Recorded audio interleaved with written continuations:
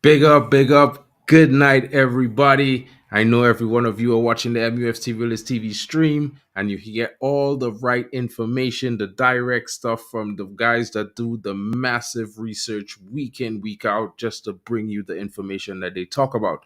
I hope you guys enjoyed Jarvis and Mick's stream. They talked about mostly everything. So, I'm just coming with a light review stream. Really and truly just wanted to get your thoughts on how all of you are feeling about the season in general. I know there was ups and there were downs.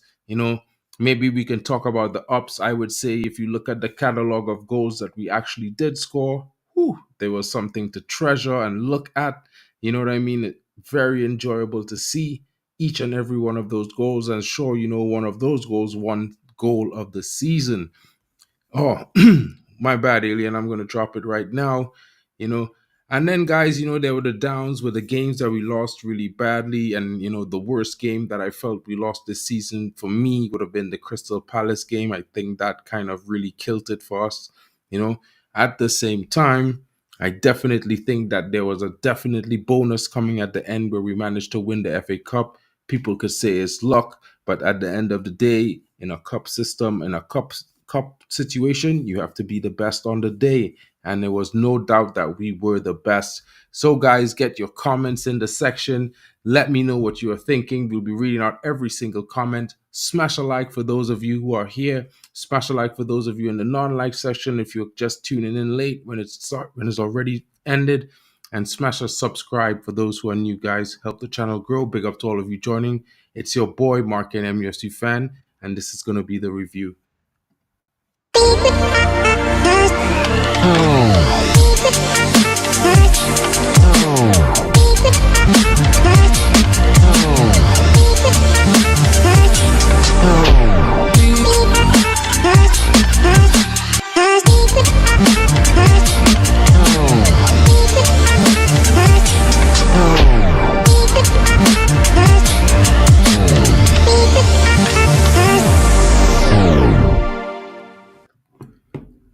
Big up again. I'm gonna bring in those. I've pinned the link, guys. So any one of you want to come in, you're totally welcome and allowed to do so. Just come in, have your say. You don't even have to turn your camera on.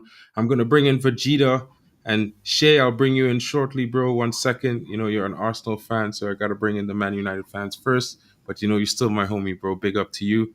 And Vegeta, bro. I don't know if you could give it a little bit of a explanation, a short wording. What do you think? What were your ups? What were your downs? What did you think about the season? And some of the things that we experienced this year as Man United fans.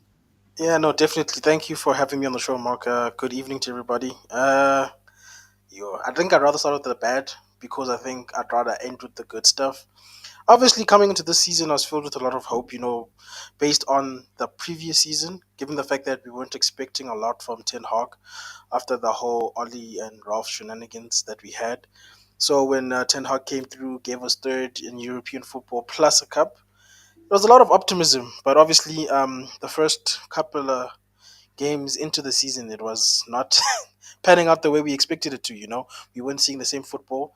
We had a lot of injuries. We weren't able to ship as many of the players that I would have wanted, which is another thing that I didn't like about this previous season. But I guess it worked out for the best because we didn't foresee the amount of injuries that we're going to get. So, like people like Maguire that we wanted to get rid of ended up almost saving us to a degree because our defense was very paper thin, even if people tend to deny that.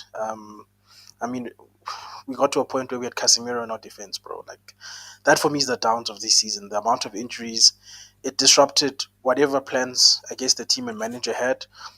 We even saw people's campaign starting late, like Hoyland, um, my man Maino, because I know he was meant to be a part of this project right from the beginning. We saw him being played in the preseason. So obviously, a lot of the stuff that the manager had planned for this season kind of went out of the window at the beginning. You know what I'm saying? So that kind of made it a difficult season for us. And I think at times it almost made it hard to support Ten Hag. I'll be honest and say that, because Ten Hag was a manager I always wanted. I always felt like he was the right choice and decision. Hey, big up everybody in the chat. Good to see you guys. Um, I always felt like Ten Hag was the best choice over Pochettino at the time. Still do. Think a spin, I, bro. Sorry. I will say that much. I still think he's the best manager, even though he's had a difficult season. And I guess it was frustrating to kind of see how we've played for most of the season, just for us to end up playing so well. I think in the last couple of games, and of course winning the FA Cup. I think the biggest highlights besides the FA Cup itself was beating Liverpool in the FA Cup when nobody thought we could, and the fact that we actually didn't lose to them. I want to remind people that Liverpool didn't actually beat us this season. So to go from the whole 7-0 shenanigans to no loss to our biggest rivals, in my opinion, I know some people say it's Arsenal or City, but for me personally, my biggest rivals is Liverpool. So to not lose to them this season and to not give them the satisfaction of an FA Cup, a league, and a Carabao Cup is a highlight for me. You know, at the end of the day, you like to see your opposition not doing well. Taking the FA Cup away from Pep, can't be angry at that. You know, so mixed bag of emotions, bro. I guess it's part of the game. It's the expectations I came with into the season, and life doesn't always pan out the way you want to. I guess now it's about the third season, and one of the things I'm hoping to see is I see a lot of the clubs already moving for players. I'm hoping that we start that quickly as well. I don't want us to wait for the official opening of the season to start trying to make deals. And one of the biggest deals we're going to make is, do we keep Ten Hag or not? You know what I'm saying? So, yeah, that's my summary of the season. Happy it's over. Gave me a few heart attacks. But yeah, we survived. We came out of it at the end of it. Come on, United. 100%. 100%. I'm gonna bring in Peter and then Olmo, and then I'm gonna And bring I'll bring Shay in Shay in because because Shay is the Shay is the homie. He's homie. He's always always doing well. doing He's well. always He's here always with here with us. us. Big up, Big up, guys. guys. Peter, how Peter, you how you doing, doing, bro? bro? All right, my man. Sweet You, as. How you are seen you? Seen some some really really good good games this games that season. Peter, I would Peter have would have loved to loved be to in be your in your position, you position, you know? know? Still buzzing. You know. Still Still buzzing. buzzing. You know what? Like, you know what, Mark? I was saying on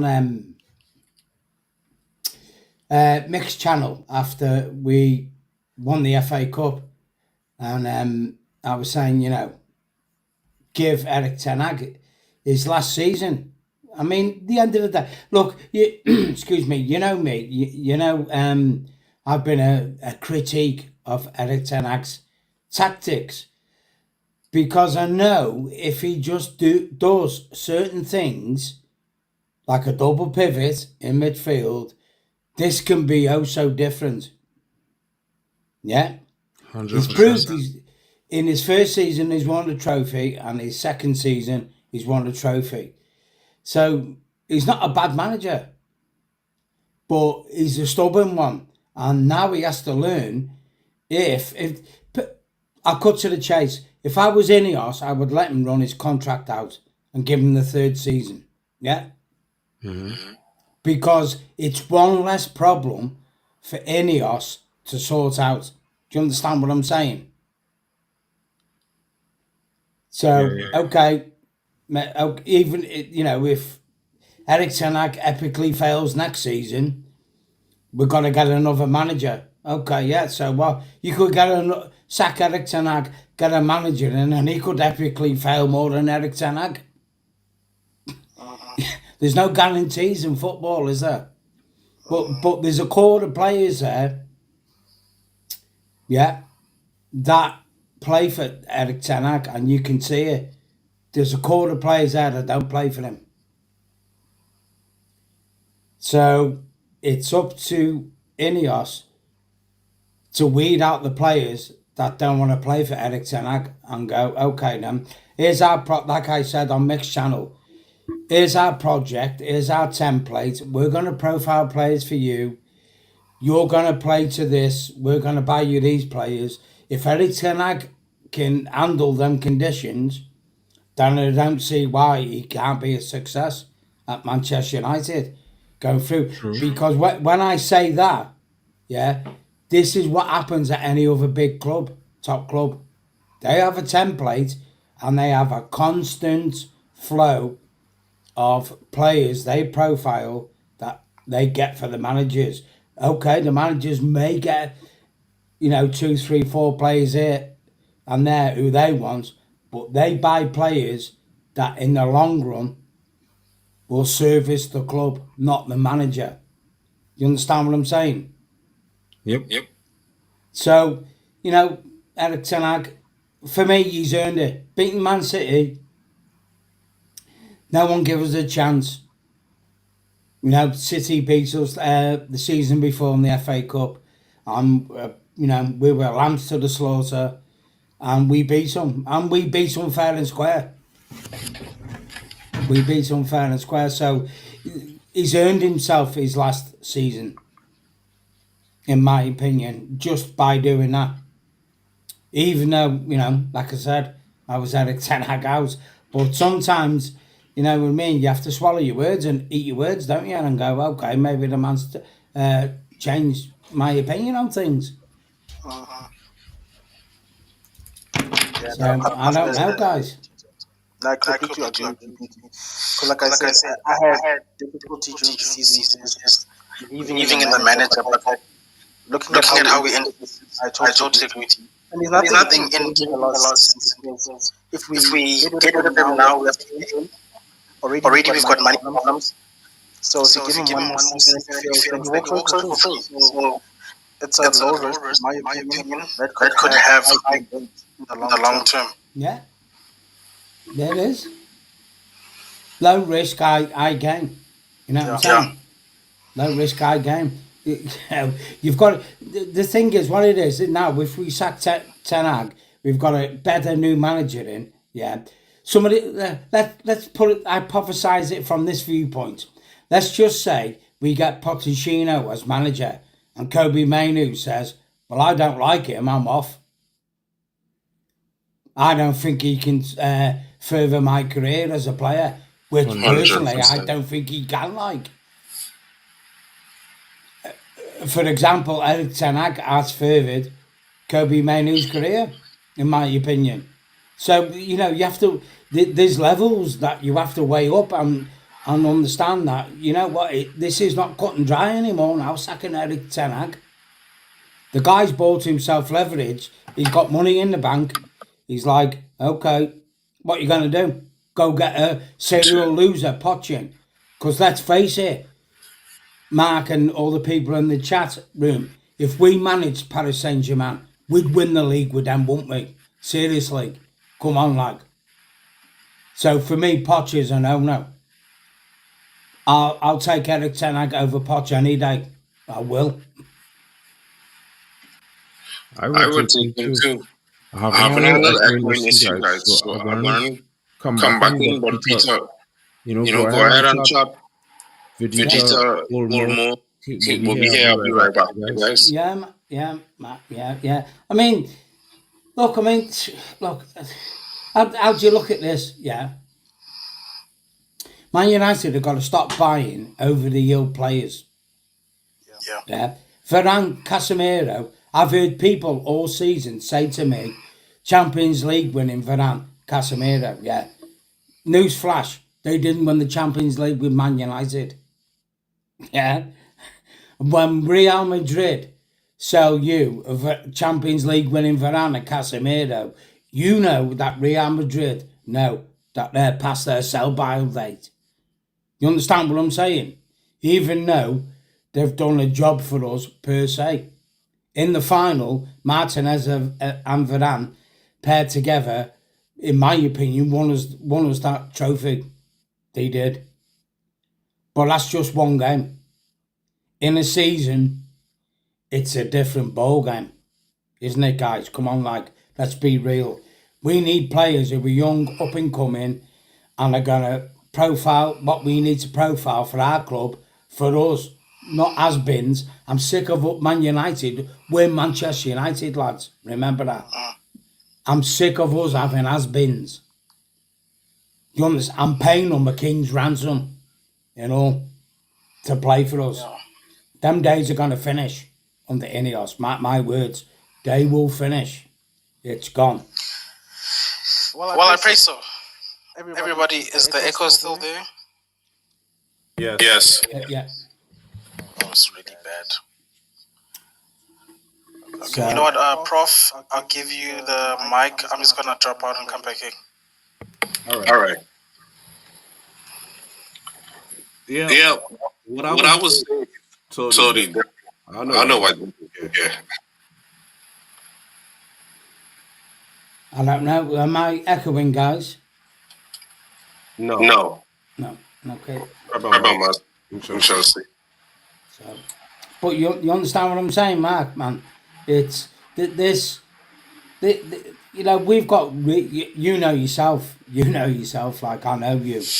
You know we have a glut of up and coming youth players, don't we?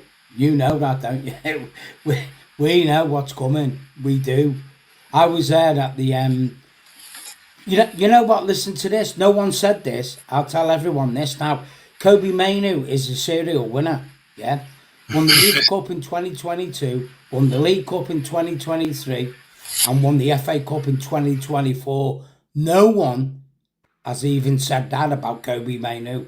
This guy is a serial winner, and you know what serial winners do? They breed serial winners around them because of this in their head. We want to win. Kobe Mainu has won 3 trophies in back-to-back seasons. Bum, bum, bum. No, not one channel has mentioned that.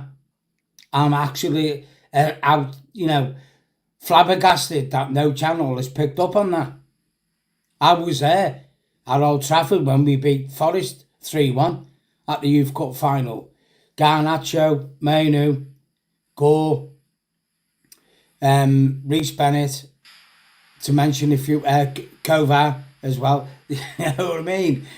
These guys are ballers, like, I'm telling you. To win the FA Youth Cup final, in many ways, is a lot harder to win the actual senior final. It's very competitive. Oh, You know what I mean? So, we'll see. So, like I say, I've had my words. I'm a man. I've put my hands up. I've seen that Eric Ten Hag can change. I've seen that Eric Ten Hag can be stubborn. And I've seen he can change. He's changed. And when he's changed, he's actually won us a trophy. So in my book, that gives the man at least his last year on his contract. That's it. Like, you've got to be fair. You hear me, Mark? Yeah, I yeah, hear I you, mean, but but I I think I think I still have still an have an echo, echo, and I'm and not I'm not sure where sure it's where it's coming coming from. from. Do you want me to pop out and come in? Um, Um, I I don't don't think it's think it's because because of of you. To you. be To be fair, fair, it it should should be be It's probably probably because of because because of of me. me. Stephanie dancing on on the on the karaoke.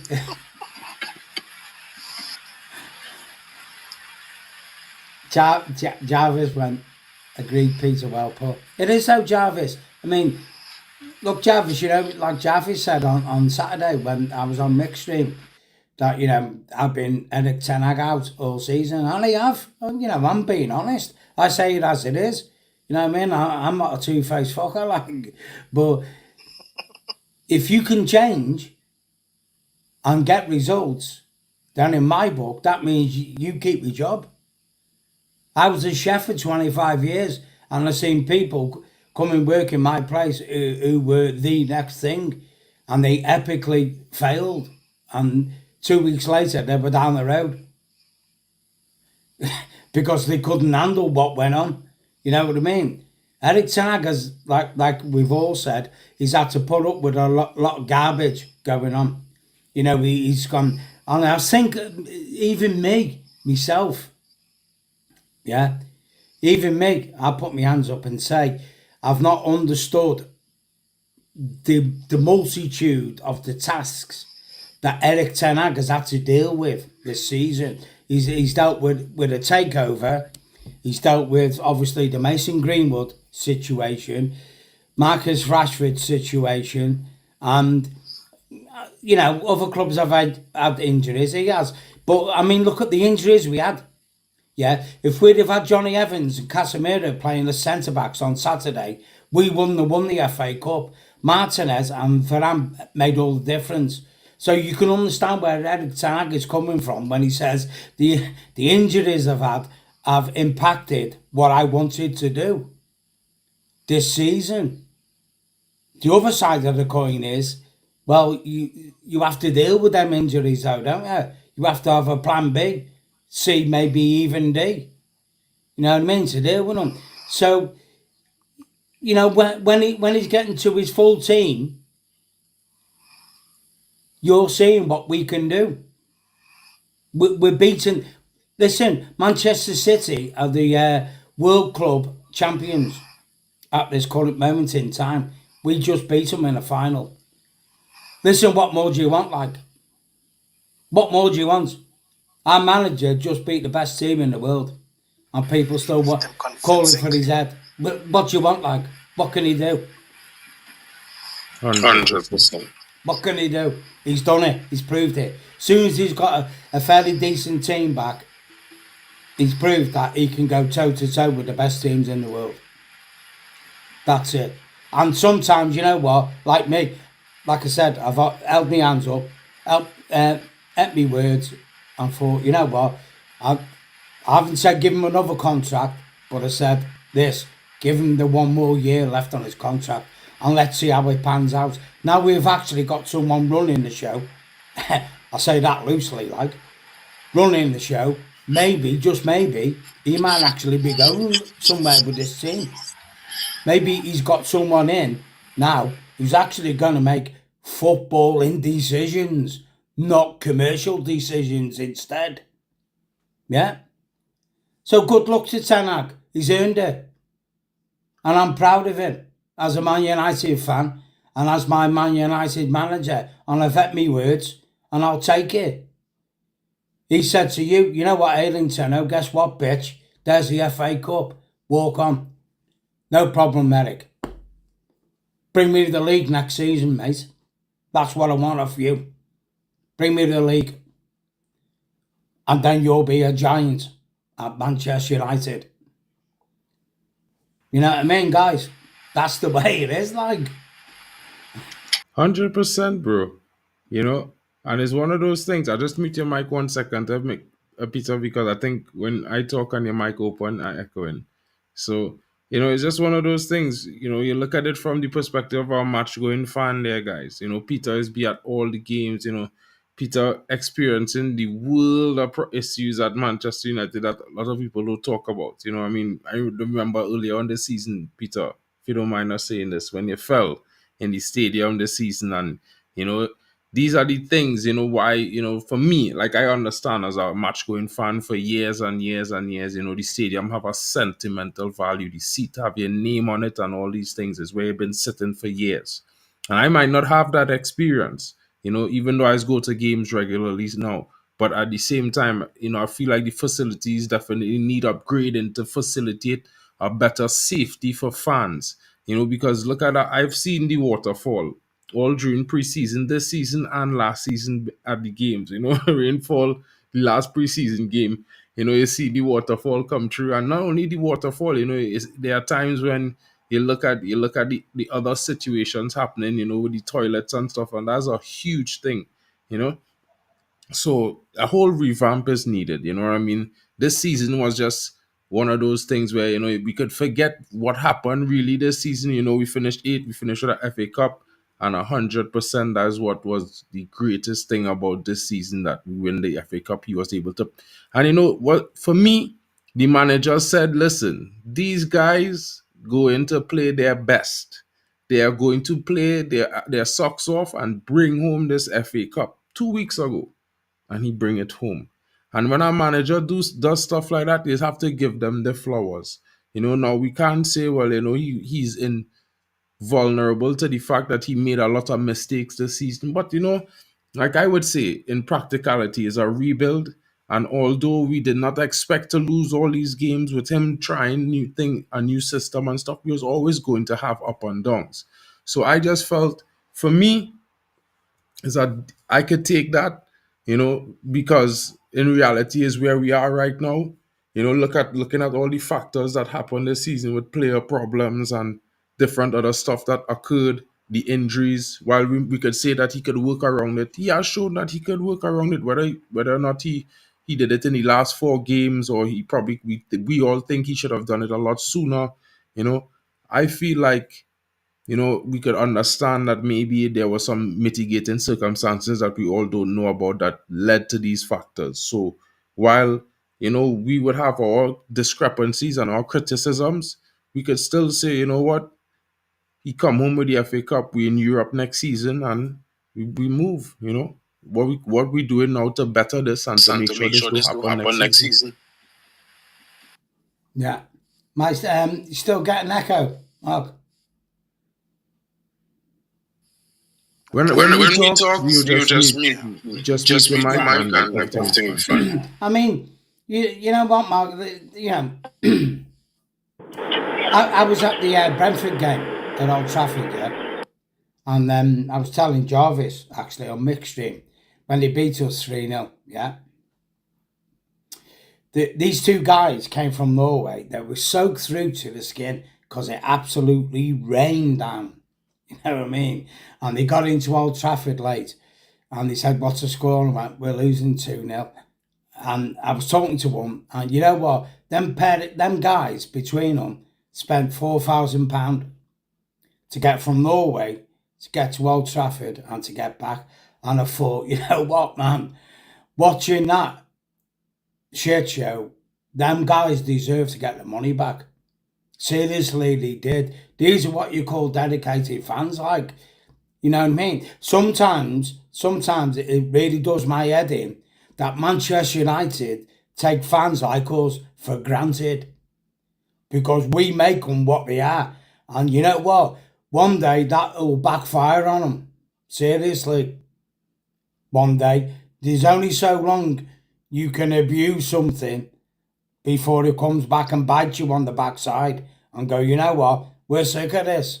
We're done with it. We're not buying your product anymore. You're not doing anything for us. How about you giving something to me instead? So, it is what it is. I've been saying it for like 40 odd years and I still go and follow Man United. So what does that say about me? I'm part of the problem, yeah, because I'm Man United, that's it.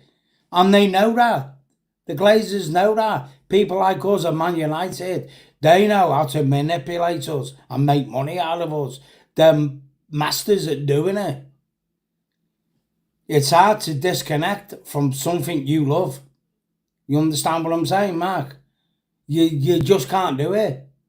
You just got to go through the rough, haven't you? Rough and smooth. That's life. That's the way it is. You understand? Yeah, Pete. Sorry, Peter, just mute you. Just go to your settings, Peter, and just go to your audio settings and click on background noise suppression and click it, turn it on, and turn on echo cancellation. It should fix all the issues. It should fix the audio problem that we having. But Olmo, I know you're there. I know you want to have your say, bro.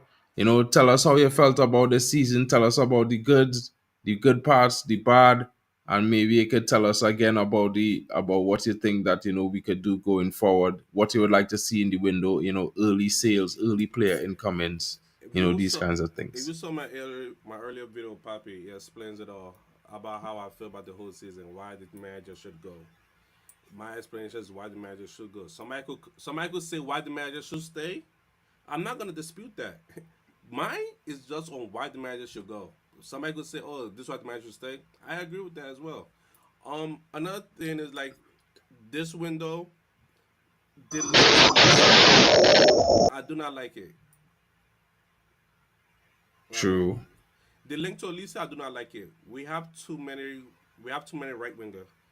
The only thing they should focus on is a striker, more center midfielder center midfielder, a left back, and another center back. That's all you need. That's all you need. All this Todibo, Toseling, all you need one of them. Like whoever the manager is, just get one of them for now and get a left back for now. Focus on that. Get some midfielder and those right wings, throw them away. We have seven wingers. Radford. We have seven wingers in general. Let me repeat that. We have Radford, Ganacho, Sancho, Greenwood, Ganacho, Ahmad, Pelestri, Anthony. That's eight. That's eight. And they're all over 21. You're not sending them to under 21. So you must sell them, or you're going to waste the time and send them on loan. So, and you want to bring in Olise when we have eight wingers available? Don't waste my time. Do not waste my time. The best bet is you want to bring on Olise, you gotta sell at least minimum three of them. Three of them to bring on Olise because there's too many of them. And you have youth, some youth, because again, we are Manchester United, we promote youths. We have some youths coming up eventually. Skyline just got a professional contract, so they try to, he might come up. So, like, three of them gotta go minimum. Like, if they want to bring on Olise. And they gotta get into striker or getting an experienced striker that's over 25, over 26 years old. Or 12 forever, or 26 years, and that striker is gonna be a starter. I don't care who it is. Hell, Taremi we should have went for, but he's going. Solanke is there, Tony is there. Those are strikers in the league. You want to go outside the league? The only one I could think of is Gokares. I can't think of any right now because I haven't done any data on them. But my thing is, come summer, get midfielders, strikers, center back, and left back. Also, Dalo, keep Dalo Wambasaka, let them go on a free. Let Wamsaka go on a free. You need them for now. Just let them go. That's least of a problem. Wingers is least of a problem. Right back is least of a problem. You have players there. Go to where there's no players at.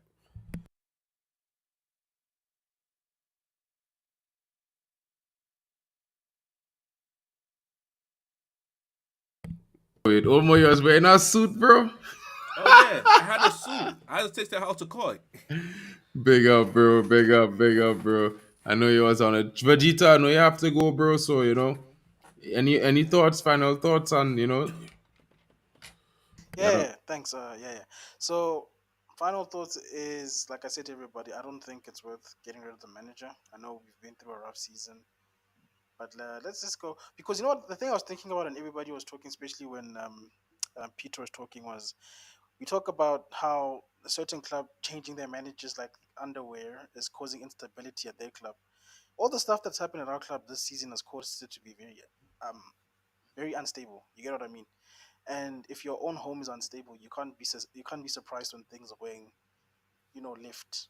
So we need some sort of stability, and I don't think in light of that now's the right time to be changing management. I think most of the players, because a lot of them we've seen for like a long time, and like I said at the beginning, I don't think the manager had the opportunity to get rid of a lot of these players who are not good enough to implement the system moving forward. So I think with the structure coming in, we need some sort of foundation, some sort of solidarity, some sort of stability is what this team needs to know who are the people in charge and how are things going to be run moving forward. You know what I'm saying?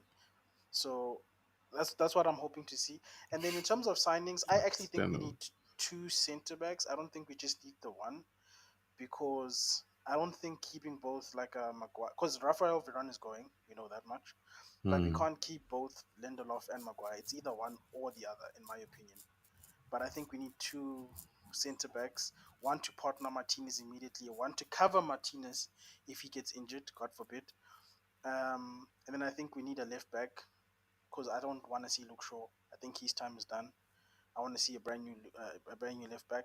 I want to see two DMs personally, and this is even before we get to the striker, because I feel like DM has been such a neglected child because we've been signing wingers after wingers after wingers, midfielder that's not even a DM. We've been trying to shoehorn number eight into number six. Just get two number sixes. That way, if one gets injured, then you've got one to back them up. You're not going back to square one. You know what I mean? That way Ten Hag can progress and actually has something to build. And as we've learned this season, the most important building block is your defense. Because without that sort of stable foundation for the goalkeeper and the rest of the team to build from, it's hard for Ten Hag to work. You build from the back forward, not from the front back. That doesn't work. You know what I'm saying? So that's my final thoughts. I will be in the chat, guys, supporting Mark. Please subscribe to his channel. Gonna be some more dope content on this channel. Cheers, guys.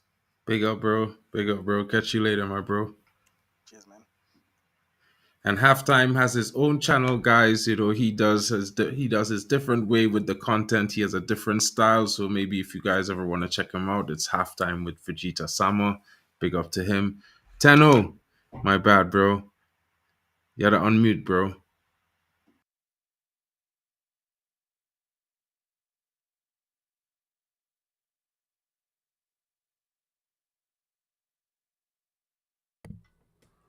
Is it my side? Yeah, somebody he has some mute.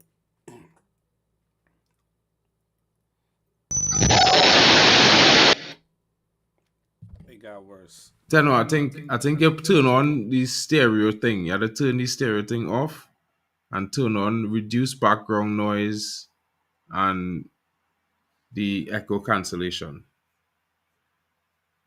I can't hear you because it making a funny noise. I'll send you a screenshot. Right? Hold on. Try to send you a screenshot.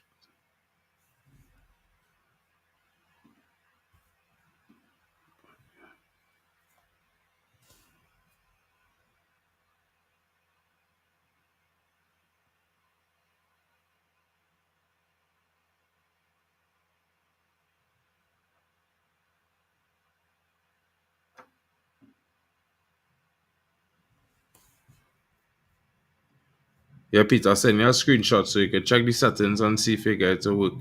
It should be easy, bro. Just make sure you don't have the stereo sound on, and just make sure you have echo cancellation selected and background noise reduction. Yeah, Olmo, I didn't know you was wearing a suit. Oh yeah, I was because my thing for ETH is again, for me, style of play is very important. It's very important. Listen, I know people say like style of play doesn't. You want different ways of getting goals. Yes, you can have all of that, but style of play is like it's the So, number one on top of the list for me because if you don't have style of play, your how you gonna pass the ball, how you gonna build up from the back, how you gonna build up from the middle, what you gonna do in the final third, how your rest defense is gonna be. All that is important to me. yeah, I mean, I agree with you, bro. Like the only thing is, I feel like the identity will come back eventually. It is one of those things that it will take a while for it to come back because it's difficult to have an identity without a squad that, on average, everyone knows what they're doing in the system. They have a clear understanding of what they should be doing and how they should be performing. But my thing is like we want some of these players gone, but like I'm looking like these players are not even that bad.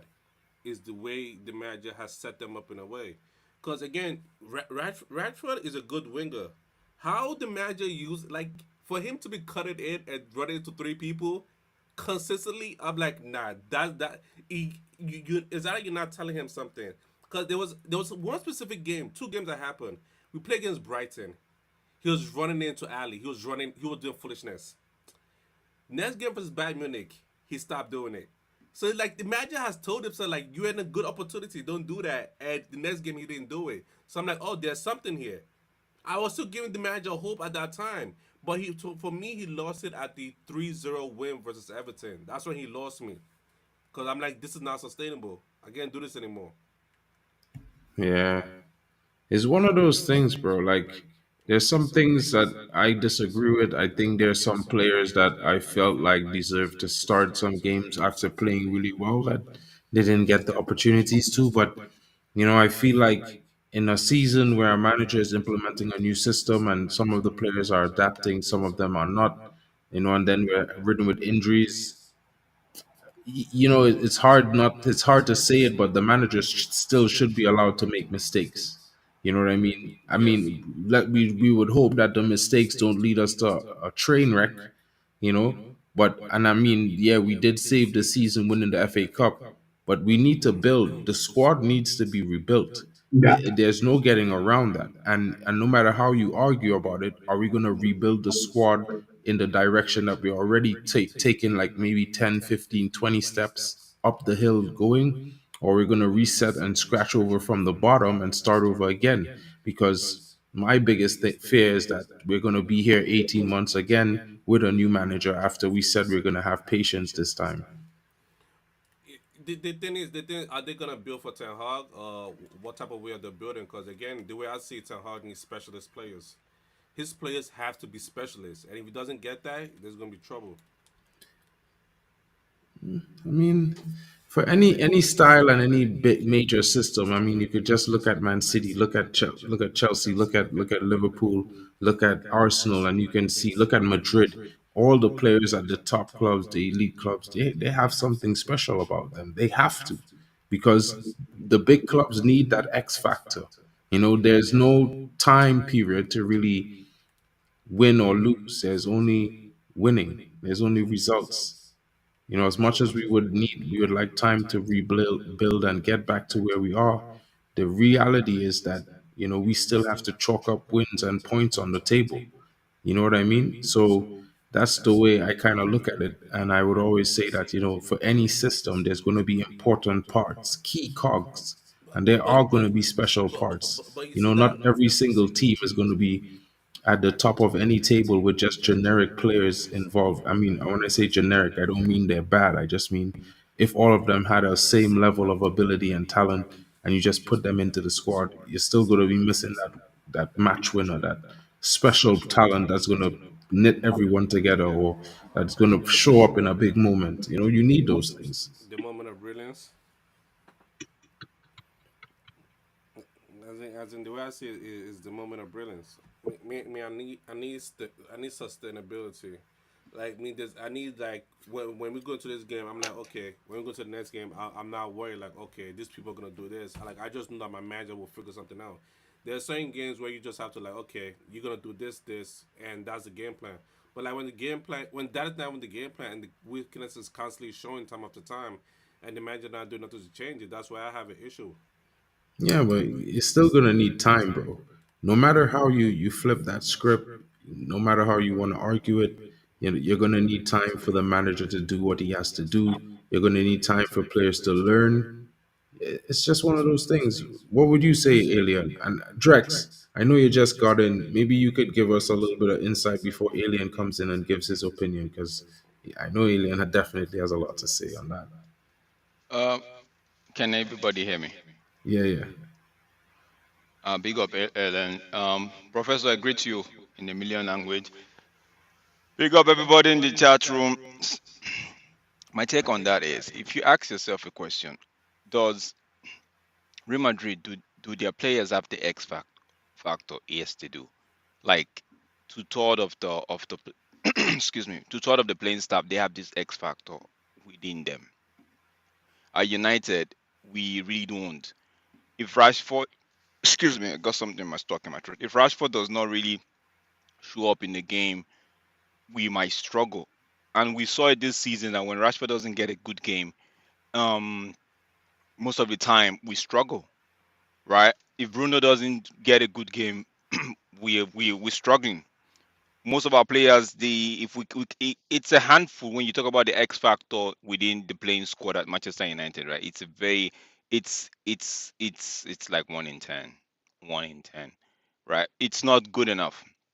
I know a lot have been said about the manager. The manager has got his own his own fault, but we know that most of our players are limited, right? Now, I have a different theory, right? I don't want to sound too negative or negative at all, right? It doesn't. These INEOS people, they don't fill me with a lot of confidence recently, bro. They don't. If you want to sack the manager, sack the damn manager. If you want to back the manager, back the damn manager. But say do something. We're not. I'm not saying do something to ease the ego of or appease a certain faction of the or section of the fan base. I'm saying make a decision on what you want to do. You're coming out like you don't know what you want to do. You're coming out like, oh, we have to look at everything, right? But what there's nothing to look into. We you saw David Brasford has been in the club since what? Since February. This is the back end of May.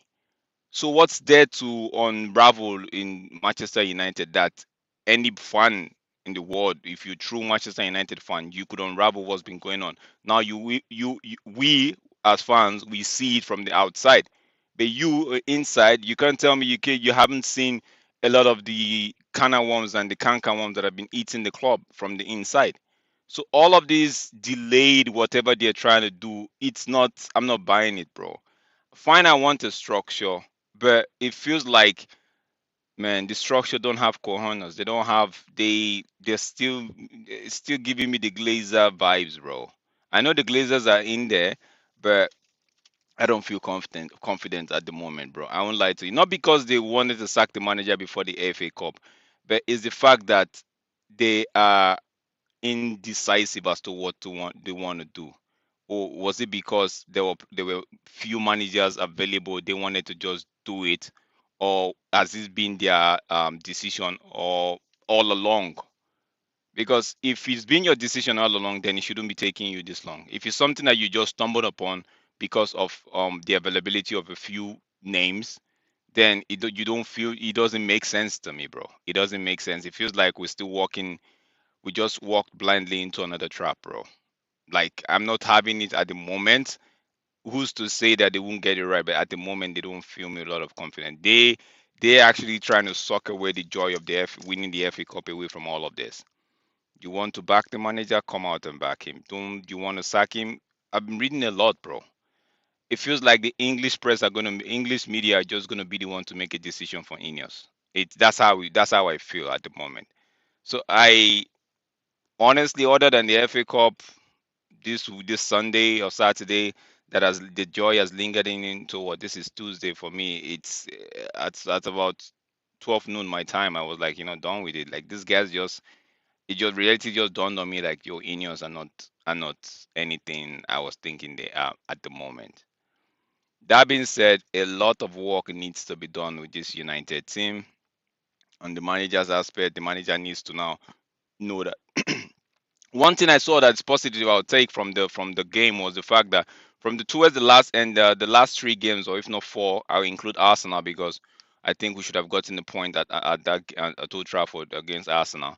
But it showed me that the manager could actually adapt to situations. I've been questioning that thing ever since the season. I'm like, yo, you've been doing one thing, but one particular thing all and over and over and over again, right? But against Arsenal, I saw a different thing. The same thing with the Newcastle game, the same thing with the Brighton game, and the City game just made me know that okay, this guy is not he could be stubborn, but he wouldn't be as stubborn to the detriment of his own career or something like that. So or his team. So I feel like yeah, there's that's a positive for me going into the season. They just if they're going to stick with him, they just have to sit down and say, yo, what do you need? What do you need? Like it's not a case of take this player or take Mason Mount and work with it. No, no, no. What do you need? Let's go and get it. It's because this is what third year. I'm not expecting some sort of magic, but yeah, we were third in his first year. Second year we rock injuries and we were not okay, but at least two trophies from the Carabao Cup. We moved on to the FA Cup. I am. I wouldn't be out of place wishing that okay, hoping that we get the Europa League, right? Or a strong place finish in the league next season, right? But it has to be a collective effort where everybody sit down and say, okay, this is what we need. This is the direction we're going to head into. Yeah, my thing is they have to sit down and tell this guy, what do you need? We're not going to be forcing players on you. What do you need? And if we can't get the original, like let's say for example, let me just give a case in study. For example, he wants Benjamin Sesko for the striking position, and they say, you know what, Sesko is 75 million. We can't give you Sesko, but this is another player in the same mood as Sesko. You understand? That's I'm not saying that that's the name I want. I'm just for example, right? Let me give you another name. Maybe I want a Rashford. You already have it right, but I want somebody like we can't get you okay, Vitinha. I want a Vitinha, but we can't get you a Vitinha, right? But we could actually get you Vitinha. We can't for some reason we can't get him, but this is what we have. The scouting department comes and say this is Vitinha's skill set, right? Report the scouting report. This is the player scouting report that we have, and they look at it together, and there's more like identical, maybe a few tweak here and there. Then otherwise, we're just gonna have the same. We might have the same season like we have now, because guess what? These players are not just gonna be suddenly 100% fit all of a sudden. There's still going to be the medical issues. We're still going to have all of those issues lingering on. Let me pass the ball now. Peter, what are you thinking, Peter? I think Jack's had a lot to say there. You're on mute, Peter. On mute. Peter, you're on mute. You're on mute, Mike. Yeah. Yeah, can you hear me now, guys? Yeah. Yep. Yeah. Drex is bang on with his comments. He is, you know. I'll just say this, yeah. Think about this. And I've been part of that regime as well. Yeah. Can you hear me? Yeah, guys. 100%. Yeah. Go Yeah, ahead. yeah. Right. Okay. Yeah. Think about this, yeah. When we've all taken the mickey out of Eric Ten Hag buying Anthony. Yeah. Well, cast your minds back to the 1990s when Sir Alex Ferguson bought Karol Poborski. Tell me what the difference is there. You understand what I'm saying? Yeah. So, Fergie buys duffers just like Eric Ten Hag has done. You understand what I'm saying? It's crazy how can I put it, how short the memory of people are. It's like, just go back into the history books. Sir Alex Ferguson made a multitude of mistakes in his tenure at Man United. He seriously did. You know what I mean? But hey, because he won 13 premierships, and so everyone tends to let that slide over. Fergie bought a multitude of players, Bebe. and he's exactly, yeah, Bebe. Carlo His famous Morrison. comments, Varane too, yeah. Danny Veron. B there, Veron Man bought too, yeah. man bought Gabriel Aubertin. Over time. You know what? I'll tell you what, people, yeah. Danny B's just come up with a good comment there. Varane too, yeah. Veron. Yeah, Veron. Veron, yeah. You name me an Italian player that's been a success at Manchester United. Because I'll tell you what, like, Italian players and Man United don't mix. They epically fail. I've heard all the comments over the weekend about we should buy this guy from Italy, buy that guy from Italy. I was like, do your research. Italian players can't hack it in the Premier League. They might have 1-2 good seasons, but they just can't hack it because it's a totally different type of football in the Premier League. You don't want Italian players in this league.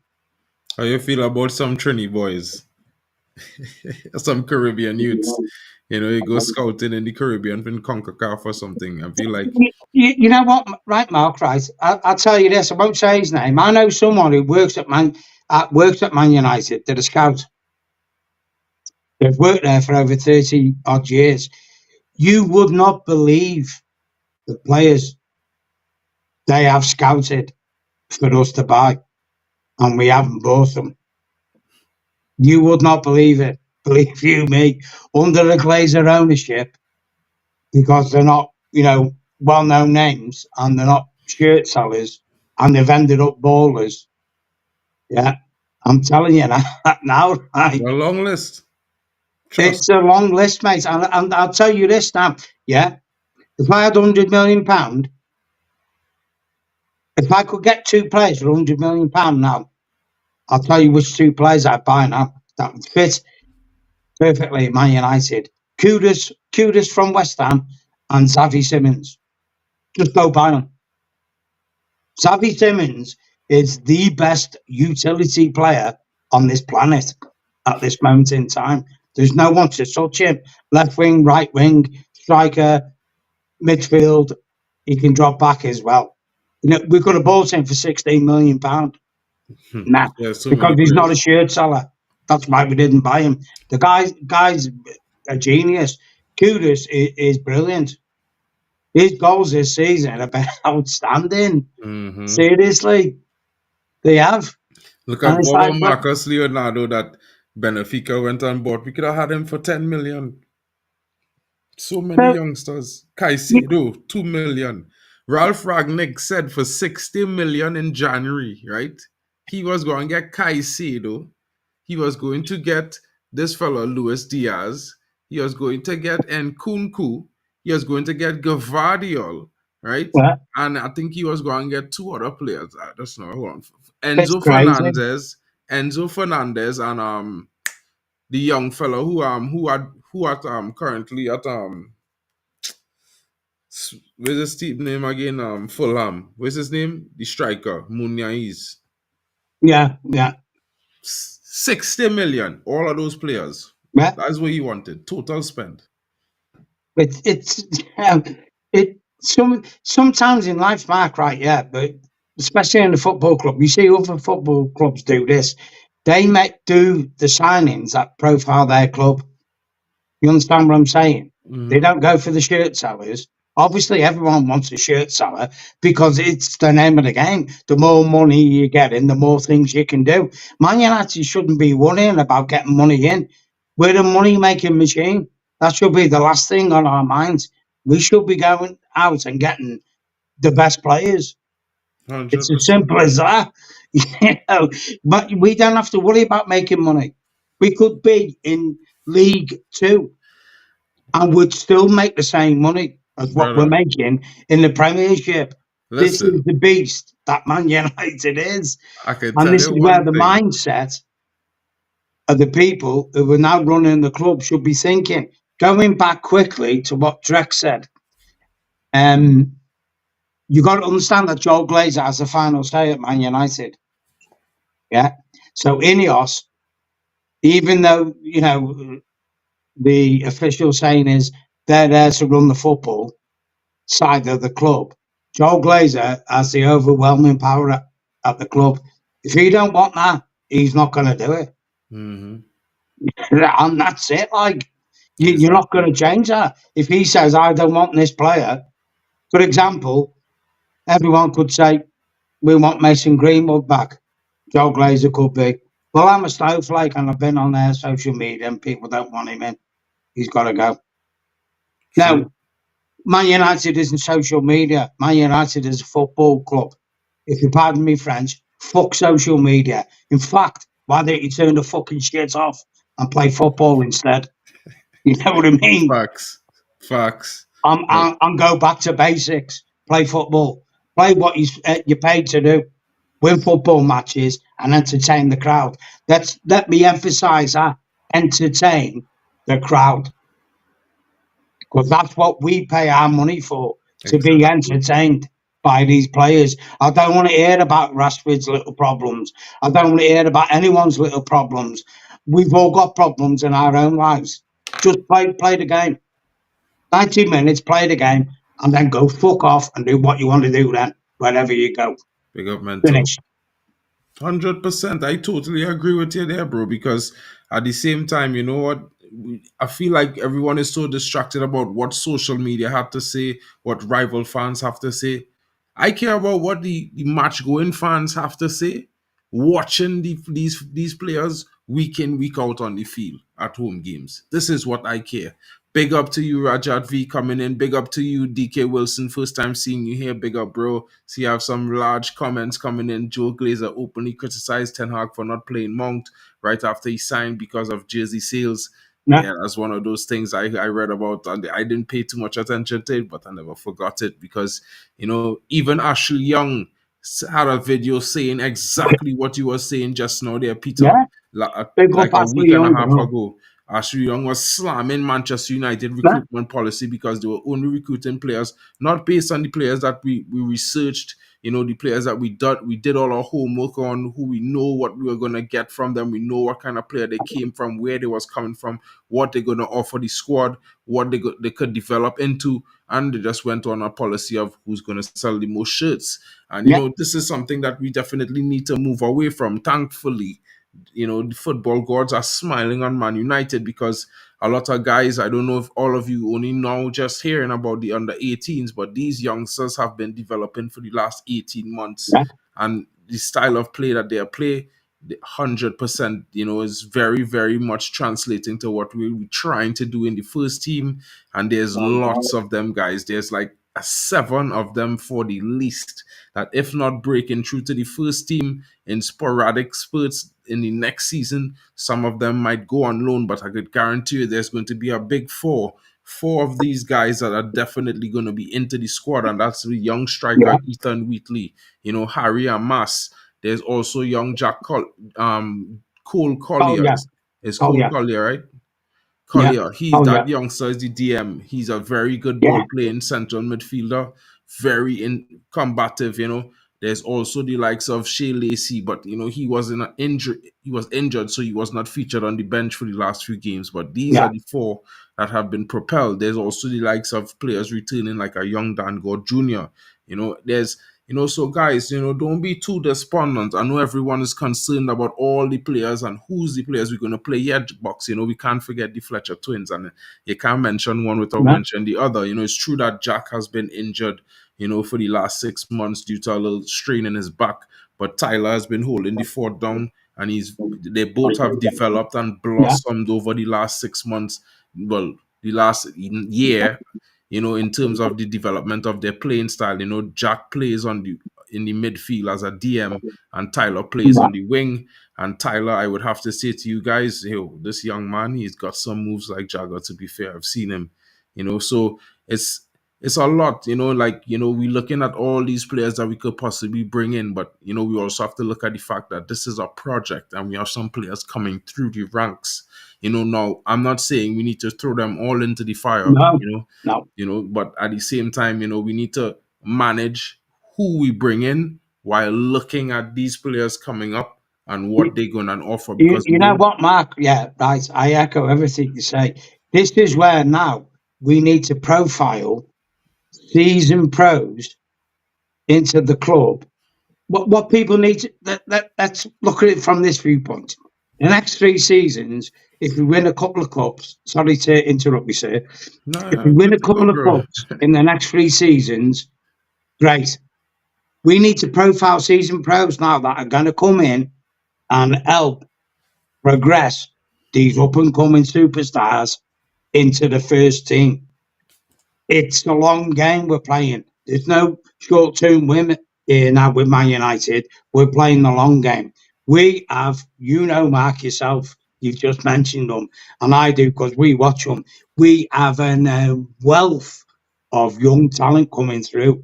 Seriously, Reds, you do not understand the players we've got there ready to come through, but they need to be nurtured and guided by seasoned pros as well to come into the team.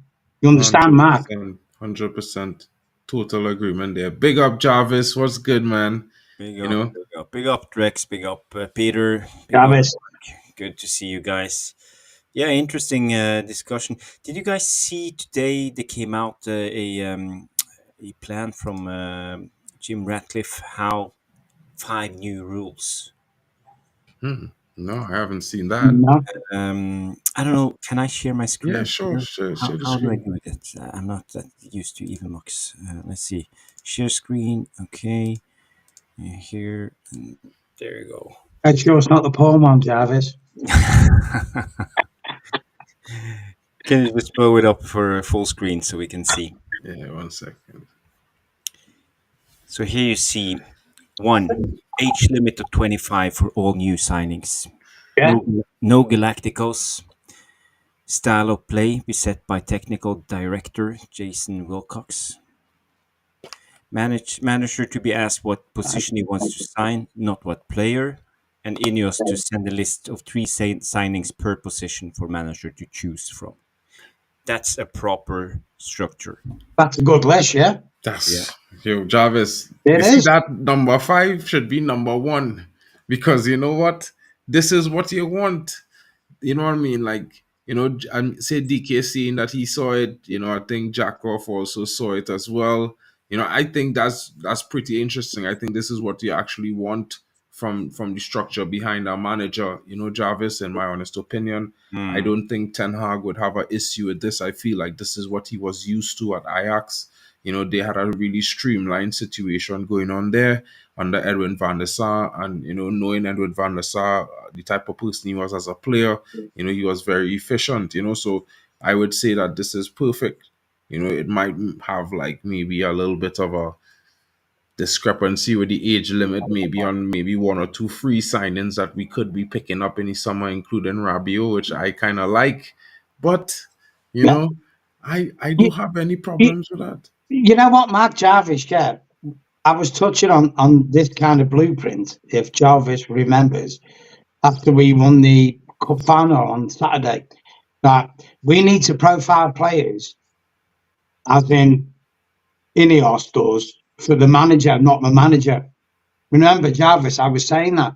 They Mm, need to profile the players because what you have to do is this when you buy a commodity, and we'll talk as players as commodities because in essence that's what they are. Yeah. Yeah. mm, If a manager comes and goes, that player could still be there. If that manager buys a commodity that he wants, and when he leaves, that commodity no longer fits in, you then have to sell that commodity on. If you profile commodities as in an ongoing, constant flow of players, whatever manager comes in, that fits in with the profile of what you want to do. This mm. is exactly what I was saying is what they're doing. I'll say on number one and number two straight away. Number two means no Galacticos. We're not going to spend stupid money on players. And number one means is if we actually buy a player young and it turned out to be ballers, we've got to sell on value. Read between the lines. That's Yeah. what it Yeah, says. I That's agree with that. exactly what it says.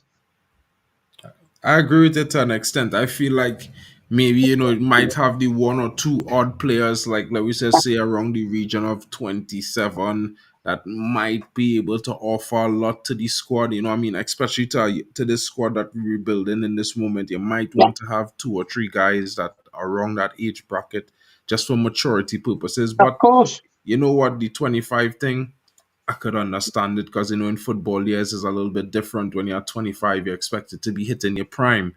So You know so what, Mark? Sorry. Yeah, here's a classic example of that. You're profiling younger players because you've got younger players coming through from the youth system, but you need seasoned pros to help. Like I said before, bring them along. Ross Barkley, free.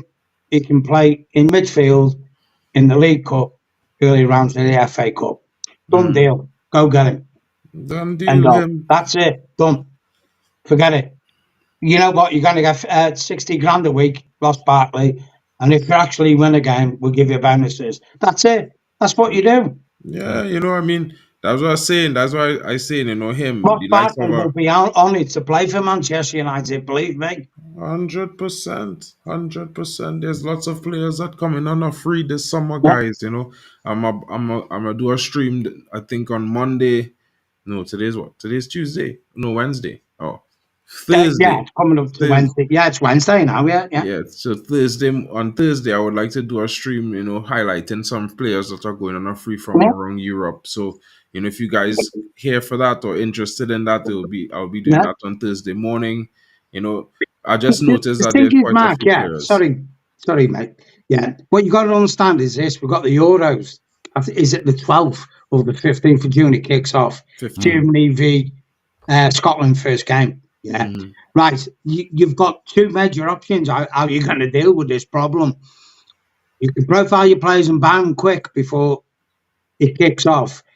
If a player you've profiled you don't buy before, and he has a baller in the tournament, going back to what I said earlier, Karol Poborski back in the day, you may find yourself having to spend £30 million more on getting that player. Do 100%. you understand what I'm saying? That's what Man United did back in the day with Poborski. He had a baller in the tournament and we overpaid for him and he didn't deliver in the league. So the question is this: do you do your business now quick, get in, take your chances and get the players in now quick?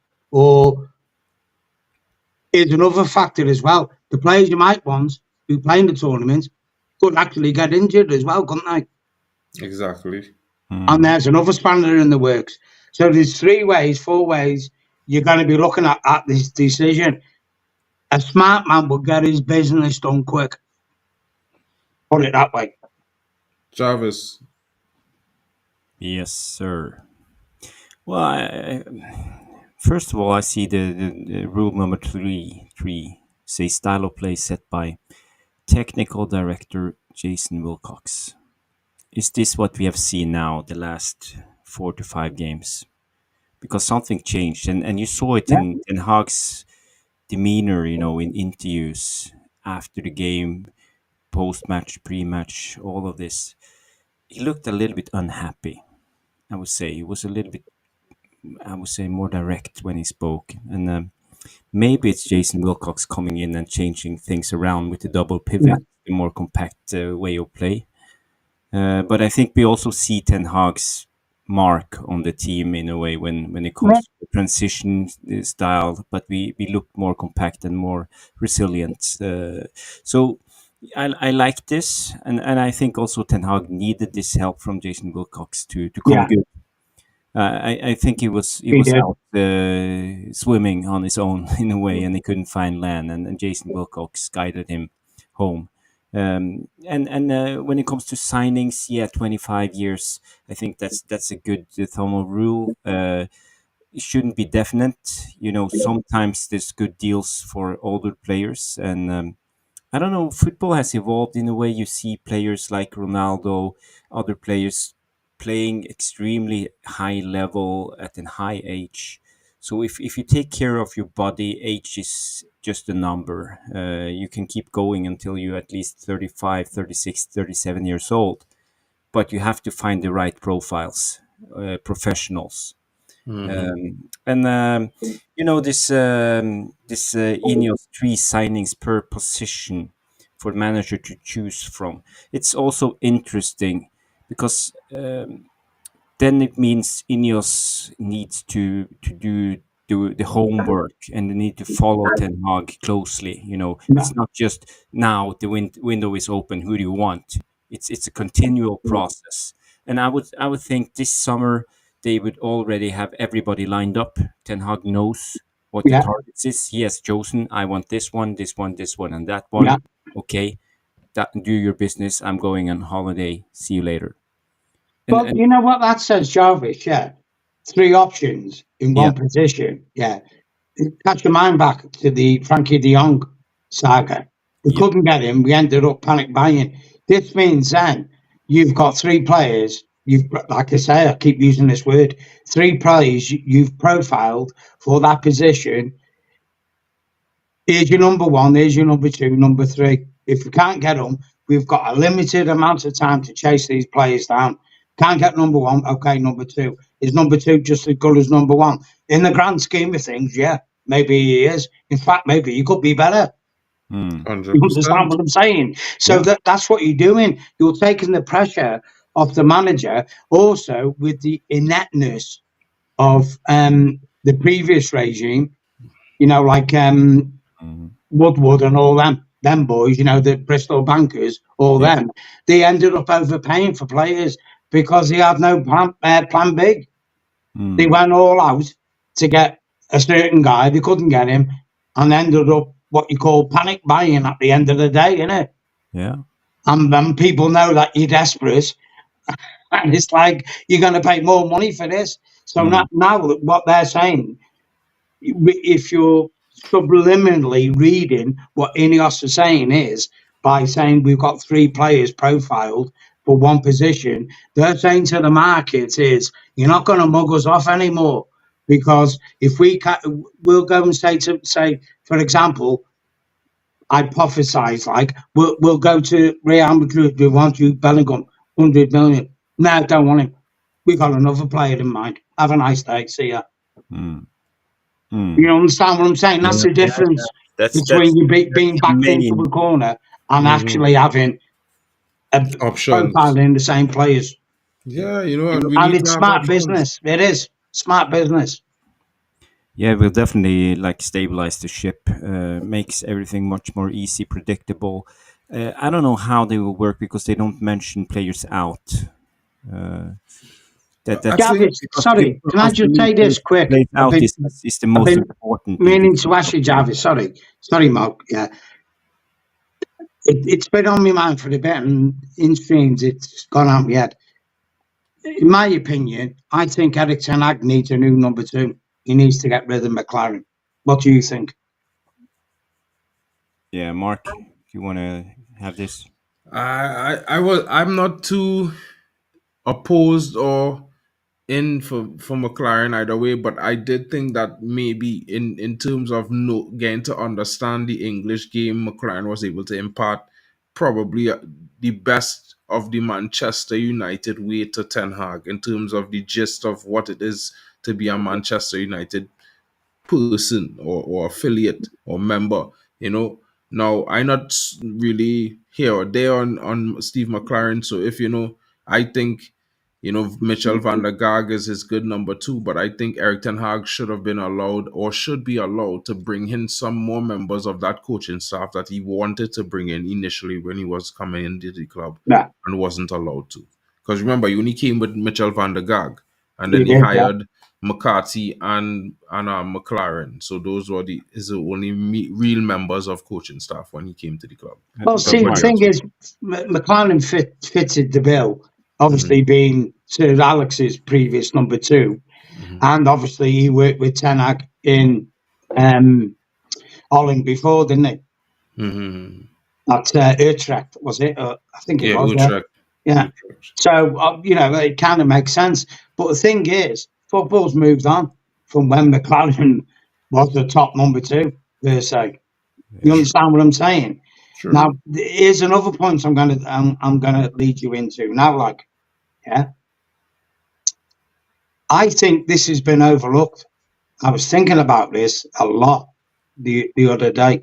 I was casting my mind back to when Nottingham Forest had Brian Clough and what was the other guy off the name yet?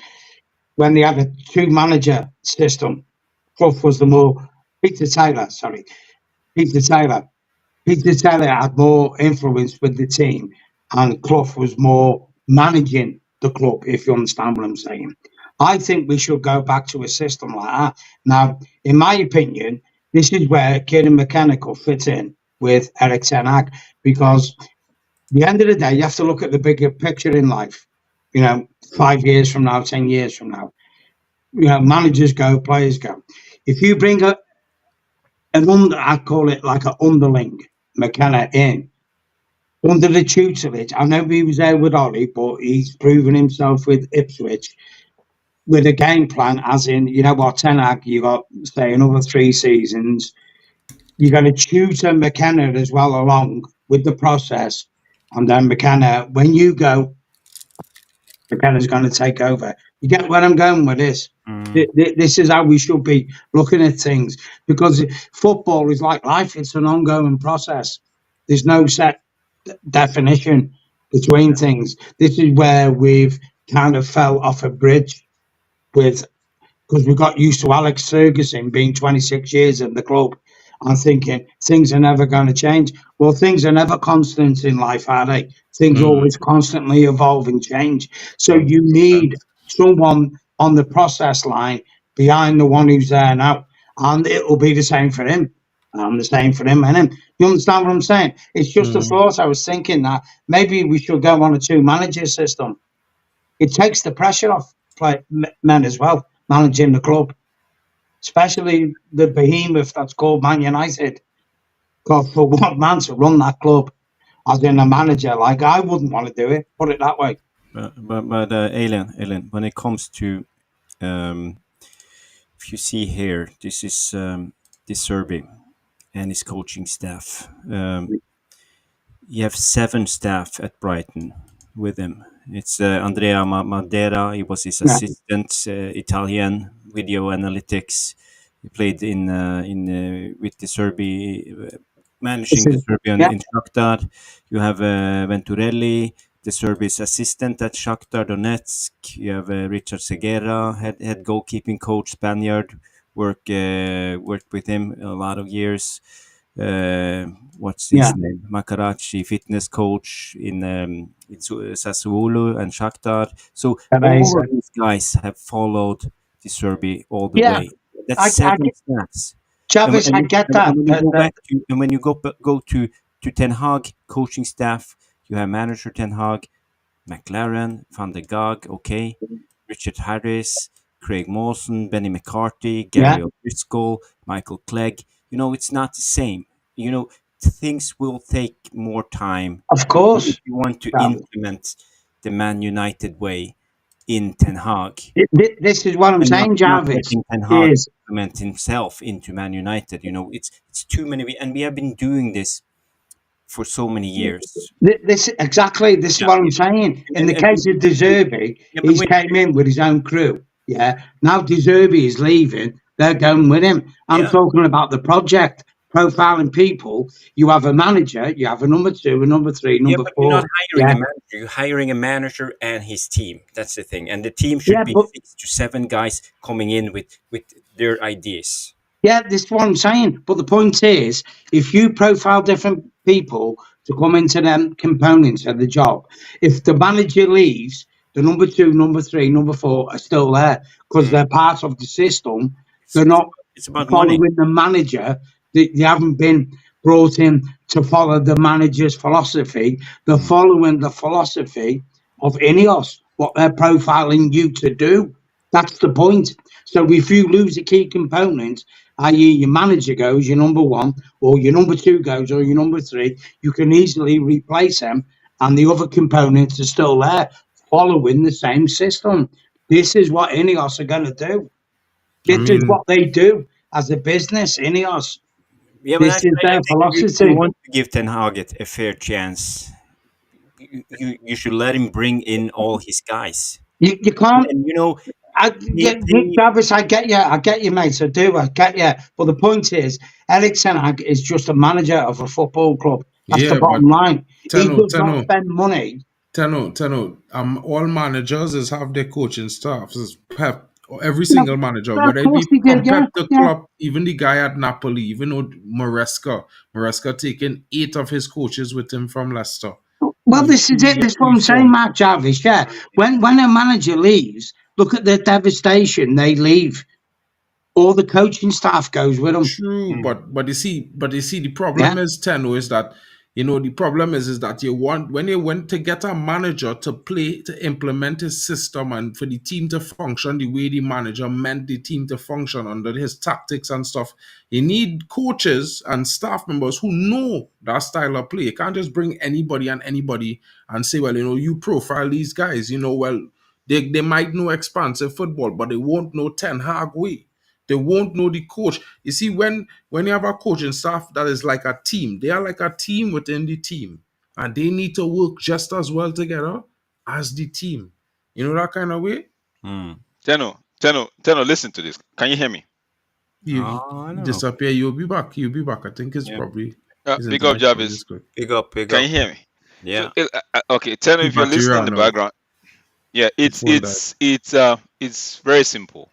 I know what Teno is trying to say. If the head man leaves, there's somebody there that knows the team. Could But have guess what? replaced him. It's Yeah, but it's easy to actually just allow the head the head man and his team leave, because if you're getting a new coach like what Mark is saying, that coach should be allowed to bring in his own people. So it's an entourage. The key man, which is the manager, comes with his crew, maybe a crew of 6 or 7, right? mm, And the club has to work like a package for all, maybe a separate package for the manager.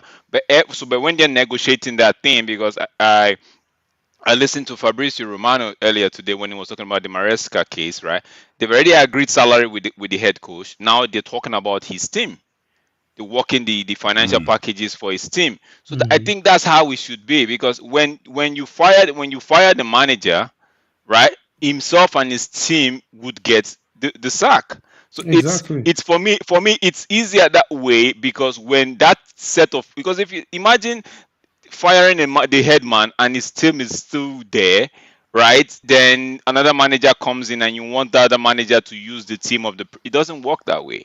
So clear Mm. everybody out and if there's a new manager coming in, the new manager has to bring his guys. If there are 6 in this crew that he trusts, okay, you know Yeah, what?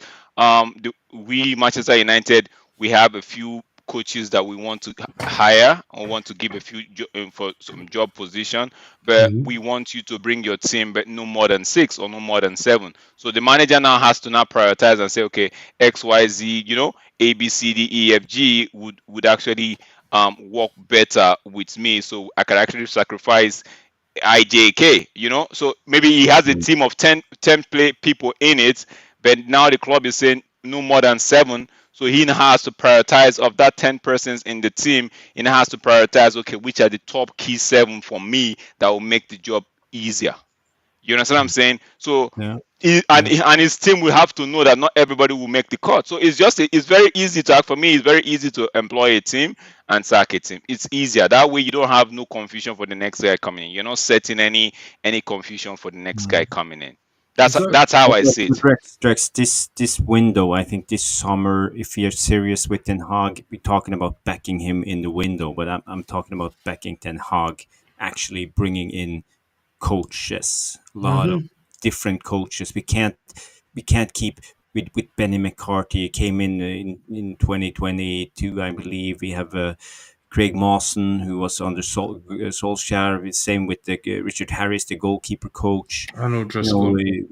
yeah, Gary O'Driscoll, Michael Clegg. I think Clegg has been there. I don't know, it's a lot of Well, years.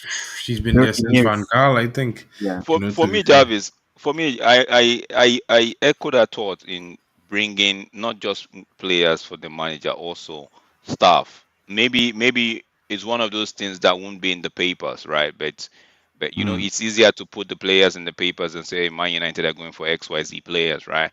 But nobody basically really talk about the backroom staff, right? So mm, maybe it's something that they might talk about as the season go on. But the truth is, are they making all the decision in the absence of Dan? Right? I don't think so. Maybe I don't know. I'm just saying. But I feel like Dan Ashworth would have an input to an extent. Glad to see that. I was a little bit busy, but I heard when you came in, you talked about Weekos, Jason Weekos, maybe mm, helping Ten Hag and maybe influencing what we've seen and all of that, right? Maybe giving the man the boost and say, you know what, I know what you could do at Ajax. I seen what you could do at Ajax. I need you because what we saw in the last 4 games, and Jarvis, you were spot on. What we saw in the last 4 games was like something very different. Like mm, not so much different, but everybody felt like they knew what they were doing. And Mark pointed this out when we played Arsenal. Like everybody just knew what they were doing all of a sudden. Could it be there was a discussion and everybody was like, you know what? If you don't sit up, if you don't tighten your belt, you're out, or something like that. But all in all, what I'm trying to say is they need to support this guy. We saw what this guy did. I keep saying this. We saw what this guy did at Ajax. A lot of people like to discredit the Eredivisie and say he's a Dutch league and all of that. And I agree that. But we mm, saw what this man could do in a structure where somebody is above him. All you just need to do is like presenting a list, and that person say, okay, you know what, carry on with your business. I'll get you what you want. And that's mm, how then when they go, like say for example, I don't know what shop they have there. I think everybody know Amazon. It's like giving me the list and say, okay, I need this player, just go get him. And I go to Amazon and bring all the items that you wanted, and you're like, okay, this is not what I want, but it's a good replacement. This is not, that's how. And we saw how progressive he was at Ajax. He dominated Ajax, right? So for me, that's why I kept saying, let's see what this guy can do when there is somebody actually above him that he reports to that understands football in the way he explains it, not talking to a businessman and he's asking you what's the figure at the end of the day. Like how does that translate into dollars for me or pounds for me? mm. But he's talking to Facts. people like Wekos, and they're saying, okay, I want to play a 4-2-2-2 formation, and Wekos and himself are actually having this whiteboard where they are mapping out everything. That in itself gives the manager some sort of relaxation, knowing fully whether he's going to go to office the next day and he can talk football with his technical director. He can talk football with his sporting director, not so much talking football with a banker. You know what I mean? So these Mm, people tend to say, okay, it doesn't matter, but these are the fine margins that you could actually now see Ten Hag thinking too much or overthinking things, right? Whereas if he had somebody to actually have a conversation with, they could actually iron out the rough edges and smooth out the rough edges and say, okay, no, Ten Hag, don't go that way because how about this? How about that? You see what I'm saying? yeah.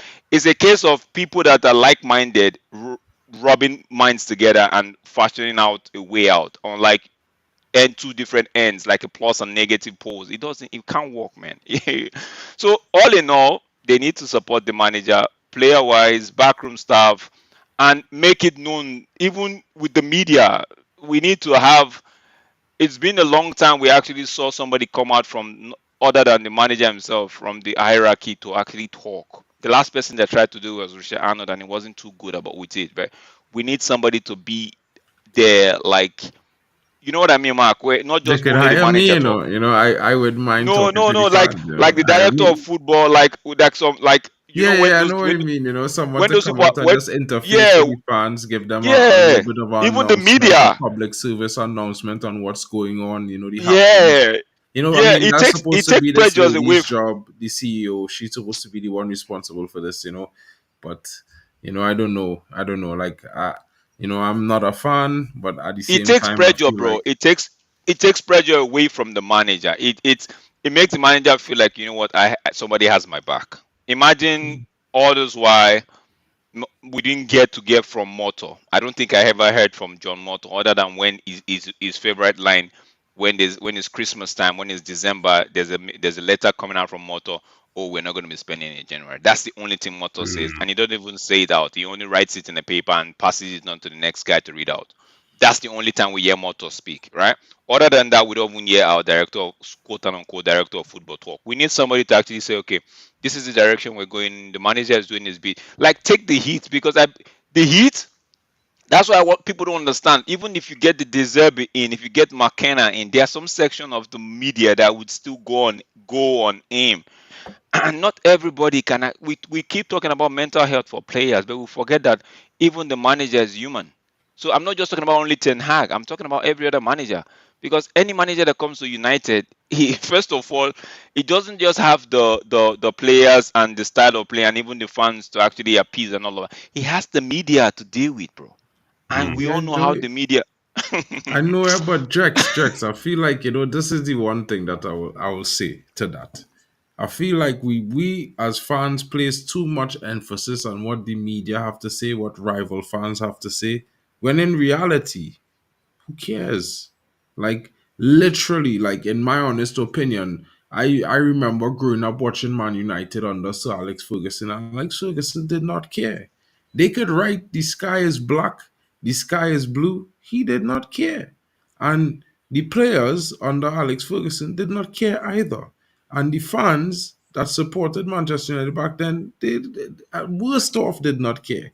Because you know what? The rhetoric was hated, never adored, never ignored, but always adored. You know what I mean? This is what it means to be united, because we all everybody is going to hate us because we ruined their childhoods.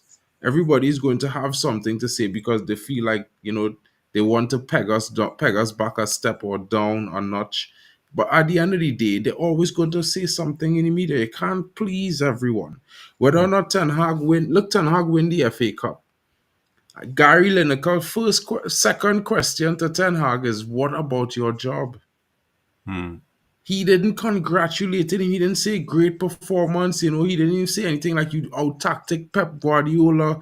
Imagine Manchester City. Who would have expected you to beat Man City? Who would have expected Man United to beat Man City? No one. He's not talking about The any of agenda those is things. real. We know this. Exactly. you I made you a know what comment happened? They earlier had about they Jacob had drafts. Steinberg, Jano Okay. Gefjortoft, Samuel Luckhurst, Di Marzio all came out with news about Ten Hag's sacking. You know, his head was on the plate, and the media is going Since bananas. October. Everybody is talking about this, and the club stays silent. You know, and that was the most disappointing thing in all of this. The club didn't say anything to back Ten Hag, and Rex touched on that point. You know, they let Ten Hag be on his own. We should have Yeah. had some footballing structure coming in. Backing him. Man United should just gone out right away, even if they were sacking him. They should just come out that Friday before the FA Cup final and say Ten Hag is staying. Shut the fuck Exactly. up. Let's focus on the FA Cup final. Even Exactly. if they plan to sack him the week after, because it's Exactly. about keeping things steady, steadying the ship, and that's what leaders do. They steady the ship. Exactly. But Like, we have people in charge that not they don't have the experience, because we know there's always an agenda against Man United, and they should be aware. They should plan for this. Backbone And and we will courage. know this summer there will be more scandals, people going to Mykonos, drinking themselves silly, going in fights, people with phones, rape charges, name it, it will be a mess because the agenda is real. Exactly. And I've been real honest, Jarvis. Man United fans, Man United, these new owners, they need to find a backbone from somewhere, Yeah. Jarvis, because at some point they're going to have to stand on something. If not, they're going to fall for everything. I'm telling you. Because, I understand. I understand. There are some things that, people are going to have issues with. They're going to be pushed back with. They're always going to have something to say. You know what I mean? Just look at the backlash we receive all throughout the season for the one punch that Onana made wrong on a player in Mm. the first game of the season till game week 15, 20. They're still talking about it. I mean, that's alone. Look at so many different. Look at Haaland screaming at a referee. Talk about Mm. it one show, and yeah, he will never do it again. Never Gallo spoke red about card right away, 2 yellows in 2 seconds, exactly. So for me, waving his arms. waving his arms. So for me, like this is why I would say, as first thing first, as United fans, we need to stop talking about what the media would say. We need to stop caring about what they would think, what other rival fans think of what we doing. We need to become our Well, fortress. not just that, but No, we need to keep this fucking United. journalist accountable. Yeah, And like this Jacob Steinberg at the Guardian coming out with this news. Everybody should just every time he puts out a tweet, he should be reminded by the United fans. yeah, he You're a will fucking be. fraud. That You're a it's fraud. it, it it's a Spreading fake case. news. Everybody should It's do a that. But we as United fans, we are so divided in between ourselves. oh, we are too divided, bro. We are So too. everybody know we keep the debate going by ourselves. Exactly. That's the biggest Some problem. We need as to we as stick we together. as we are talking our job is there are some section of the United fan base that are just keeping quiet because they want the manager out. The Yes. minute there's a mention of the manager is out, they start feeling so excited. It feels like it's a trophy for Mm. them. I'm like, it shouldn't be a case, bro, of whether the manager is sacked or not. The thing is, I call it I told you so trait. Everybody, most of them want to be right. Yeah, like I was right. This manager is this. Like every time the manager, and it's not supposed to be because that way we are just playing into the hands of the media. I've never every 100%. time every time I see a post from, I know Ornstein is more like I put Ornstein up there, right? But even if David Ornstein, whenever time I even see a post from David Ornstein, right, I still feel like I still take it like I don't swallow everything. I still feel like maybe there's I He's ask one of myself the what's good the ones. Is Luckhurst. That's the guy who's always after United with his bullshit. No, no, no. Look, Lucas. I'm not even bothered about Luke Samuel again. Samuel is just has proven to himself to be somebody that is a hater. So he Yeah. just has to write something for Manchester Evening News. He has to put out something. I think they've given him the medal of being the devil of that outlet because Yeah. he doesn't seem to write anything positive when it comes to United. But I'm saying even the good one, David Ornstein, right? Even when he writes out, or drops a tweet about maybe something positive of United, or even just a neutral tweet, I still think, okay, I ask myself, what's his angle? What angle is this guy coming from? What's his Mm. gain? I still question him, let alone the negative one. The one I don't even listen to is there's a guy called Samuel Jackson, or Yeah. whatever his name. Yeah, is Jamie it John? Jackson. Jamie Jackson. I don't even bother myself with that guy. Every time that guy says something, if he Bull. says 10 things, it's likely that only two is true. So I don't Yeah. even bother myself with that guy. So as a United fan, right, and I'm urging United fans to not always just jump at every news that is, let's say for example, now Oinstein comes and say, oh, United have decided to stick with Eric Ten Hag. I am one of the fans that say, okay, give Eric Ten Hag time, maybe at least to the end of his season. I won't be jumping out and say, oh yeah, I told you, get in. No, no, no, no, no. It's not me. So on the other hand, I'm saying if they decide to say they want to sack him, I don't want to see United fans happy because that way you are just playing into the hands of the media outlet, and they know that okay, these guys are still with us. But like you said, Jarvis, the minute like that Steinberg should be reminded every time he puts a tweet out, every time he puts a quote on like, yo, how what's the guarantee that this won't end up being a false news? And like that, until they know that okay, United fans, I'm not saying everybody, but a large proportion of the fan base now see whatever report you're putting out there, even if it's a positive one, they take it with a pinch of salt and be like, they disregard just with a pinch of salt. If it happens, it happens. But the Until we problem they take, is Drex, go that ahead, Javis. they take us for idiots because they think we don't have any recollection, we can't remember anything. True. If we have And goldfish, or goldfish, we know what they have said, Oh, and I will remember. I will remind. I will no, try to remind no, everybody. I know who. but Jarvis, it's I think it's more of the they trying to manipulate the new generation, I quote and unquote, right? The new generation fans, right? They're not playing you and I. They're not playing Tenor or Mark. They're not trying to play these guys because Jarvis, you can read from you can read an article and you can deduce immediately if this is an agenda, if this Mm, is real, or what. You can actually take the meat of that particular article and do away with the BS, right? But mm.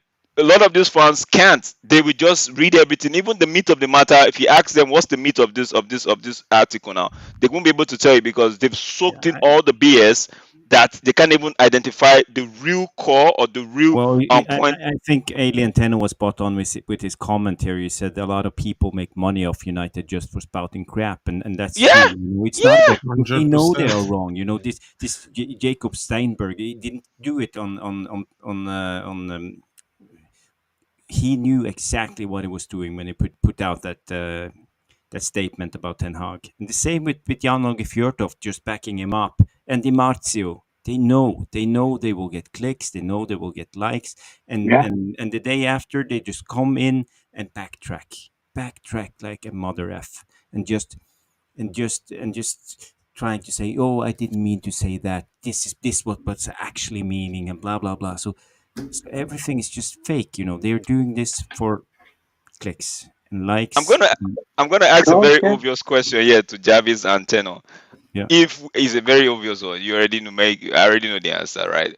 If we had lost that FA Cup final, what do you reckon the hit would have been from the media?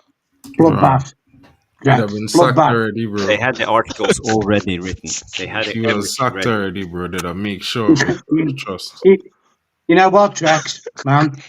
Eric Ten Hag fucked up them reporters weekend because True, they, true, like you true. just said, they had their agenda written ready to bury the hatchet in Eric Ten Hag.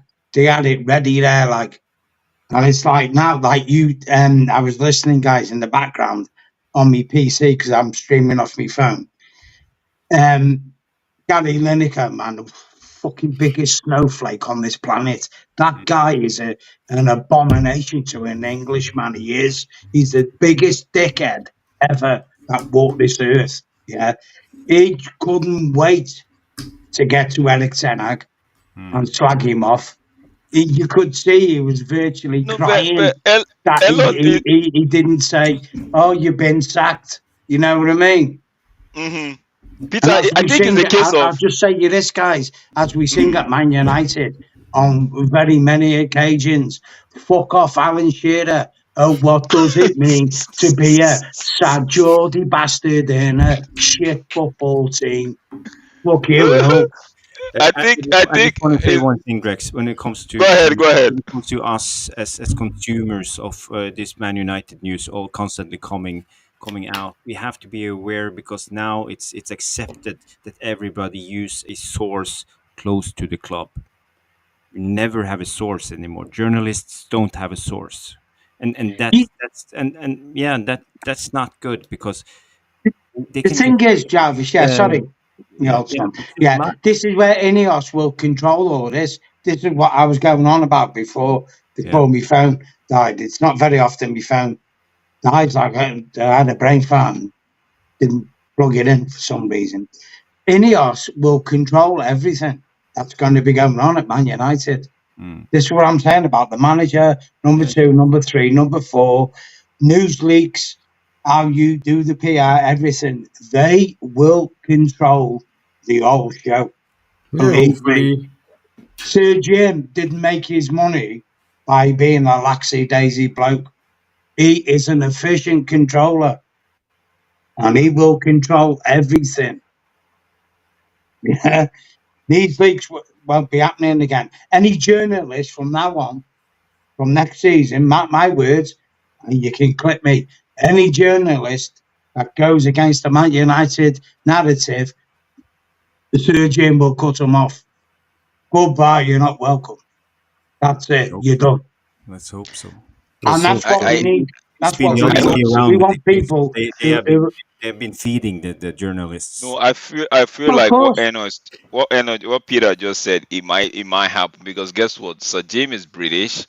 They all wanted Sir Jim. A lot of them, if not 90%, wanted yeah, Sir Jim to take over the football club. I think yeah, the only disconnect that they were having was is Eric Ten Hag.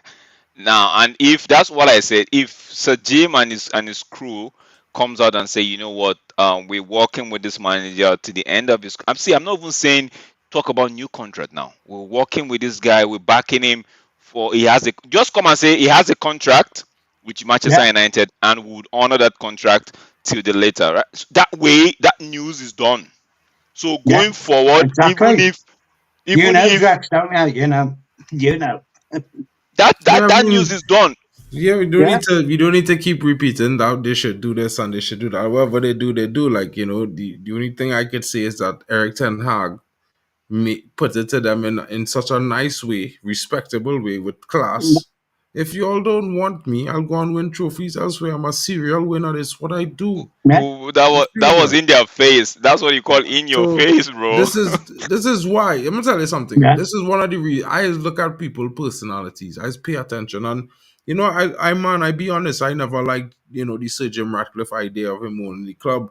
I didn't care whether he was English or he was what. I didn't care who was where from where they was from. I just care about one thing only: the Glazers was being out of this club. That's all I cared about. Now he ended up make a deal. He get in bed with the Glazers. But I listened to some of the things he had to say, and I read about him as a businessman, some of his exploits. I could respect his tactical nature. I could yeah, respect his business acumen, and I saw a lot of. I watched so many different podcasts, especially the cycling podcast. I follow it now just because he's featuring it like once a month. The cycling podcast. I forget the guy name, but he used to be real famous as a cyclist, and he's fish and do and talk about exercise stuff and thing now. And I was just like listening to it, and Sir Jim Ratcliffe, everywhere he talk, he keep talking about patience. He keep talking about, yeah, it's not just the coach. The ethos, things have to change, and I started to grow a respect for him as a human being, and for me, as a fellow who's kind of strong minded, I mean, I little optimistic. I always have a bright spot on the day and how it's gonna be a good day, and the same. And as much as I take advice from everyone and I take in heed everything everyone is saying to me, because at the end of the day, I feel like it could always serve you better to listen to everything other people tell you, whether it is you don't agree or you disagree or you slightly agree. It's always good to take the information and try to understand it for what it is, because it could always be helpful to you. And I just feel like I could respect what Sir Jim Ratcliffe had to say, and in a way, I feel like if he applied that to what we want to do at Manchester United, it should only benefit us for the going forward. The only thing I would say is that I still not going to trust him 100% until I see some form of good deeds. And when I say good deeds, I mean like I would like to see in the first 2 weeks of the window we sign a few players, maybe not the marquee signings, but if we could sign maybe two or three players, maybe two defenders, a Mm. midfielder, just to get them in so that they could start training early, whether they're going to Euros or not. I yeah. mean, it would show that we mean business, sell some players early and these kind of things. So, and I What you don't. got to understand, Mark, is this. Yeah, Mhm. Eric Ten Hag has just been working under the regime of amateurs, the Glazers. He's now going to work under the regime of professional owners. You get what I'm saying? Mhm. Sir Jim Ratcliffe earlier this year released his INEOS Grenadier electric 4x4 car. Yeah, a lot of people don't know that, like game changer in the world. Yeah, Sir Jim, echoing what you said, he's a serial winner. When he buys something and does something, he doesn't do it by half. He's like, I'm going to do this properly. This is what you have to understand with Eric Ten Hag this season under Glazers, next season under Sir Jim. Going to be totally different. That if they actually keep him, they're going to actually treat him right and go, you know what, there's the tools for your job, because this is the one thing they know. If we give you the right tools to do your job and you win, you make us money. That's it. 100%, 100%. That's how business works. It's as simple as that. There's no, it doesn't matter who you employ. You employ people to make you money. That's the point. Yeah, The 100%. Glazers just employed people just because we're Man United, and how can I put it? True. We're dickheads because we follow Man United. That's going to finish. Yeah, Sir Jim will give us a product at the end of the day. It's like you pay your money to go and follow Man United. You will at least have a good experience following Man United under our ownership, per se, if you know what I mean. I know they're gonna introduce that AR seat situation where you could watch the game. Like if you have a season ticket, you could if you're not in the stadium, you could watch the game from where your seat should be on your phone. I know they're gonna introduce that very soon. I mean, you know, like Jacob is saying, I haven't seen that excellence in his football teams. To be honest, that's why I holding a little bit back and saying, let me see him do his job. But I have seen in other facets how professional and astute he is. So, guys, Mark, I have I to. just want to say before you wrap it up, when it comes to Jim Ratcliffe, I'm not his biggest fan. I'm skeptical to INEOS. I believe they need to prove and earn my trust. But we got to remember one thing: this is a vanity project from Jim Ratcliffe. He's not doing this for money. He's doing this for his legacy, his name, and it's everything to lose. He could just stepped away and done nothing. So I think he's coming into this and actually will try to do his best for the club, the best he can do.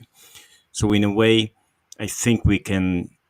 I think he believes that he can turn things around, and he's confident. As you said, Aileen, he's a shrewd businessman. He's been doing this for a lot of years. He's made his money, and he runs an chemical company. That's not the most favorable company to run now in these environmental environmental times. So he knows how to do his PR and how to stop the leaks. Because if things comes out that he doesn't like, I think he has his ways. 100%. I think this could end well if Sir Jim Ratcliffe has the guts to do the things he wants to do. True. But I think you will experience it's not that easy as he thought, because Man United is a different beast. We are a mess. Different beast, and we were in a mess, and that's the only thing I would say. That's why I reserve him. Like, I'm not all putting it on him just to be successful immediately. I just feel like with some of the appointments, I could that they are definitely way better than what we had before. So I can't wait to see them get into the job. I know all those efforts now are going to be down the road, what we're going to see 18 months from now. What they do now is what we see in 18 months from now. So I'm not going to hold them to no stick right now, but over the next 18 months, I will be giving my judgment as the period goes in quarters. At the same time, guys, thanks so much. I just want to thank Alien and Jarvis. Jarvis, thanks so much for the shout out. Alien, thanks so much for coming in. It's always a pleasure to have you guys on the stream. No problem, man. I just wanted to have a little bit of how to put the thing is, Mark, can I just jump in quick? I want to show you this. Look at this. From the FA Cup final. You see Sir Jim Ratcliffe. Look at it from this, guys, You got Sir Jim. Obviously, he's in, as far as we know, he's in charge of the footballing side of Manchester United, He's been at Wembley, Seen his manager, his beleaguered manager, Eric Ten Hag, and he has been beleaguered, yeah. Win the FA Cup, be the best team per se in the world. He's got one more year left on his contract, and Sir Jim is a businessman. What would you do as a businessman? Let me ask you that question. I What would mean, you do? if I You'd was, go, right there, this guy can win things, can't he? yeah, Yeah. And if I keep him for another year, it's not going to cost me any more money. Yeah. And if his contract runs out after the year, I don't have to give him another one. I can go and get someone else. The smart person will go, okay, we'll let it run out and let's see how it pans out. 100%.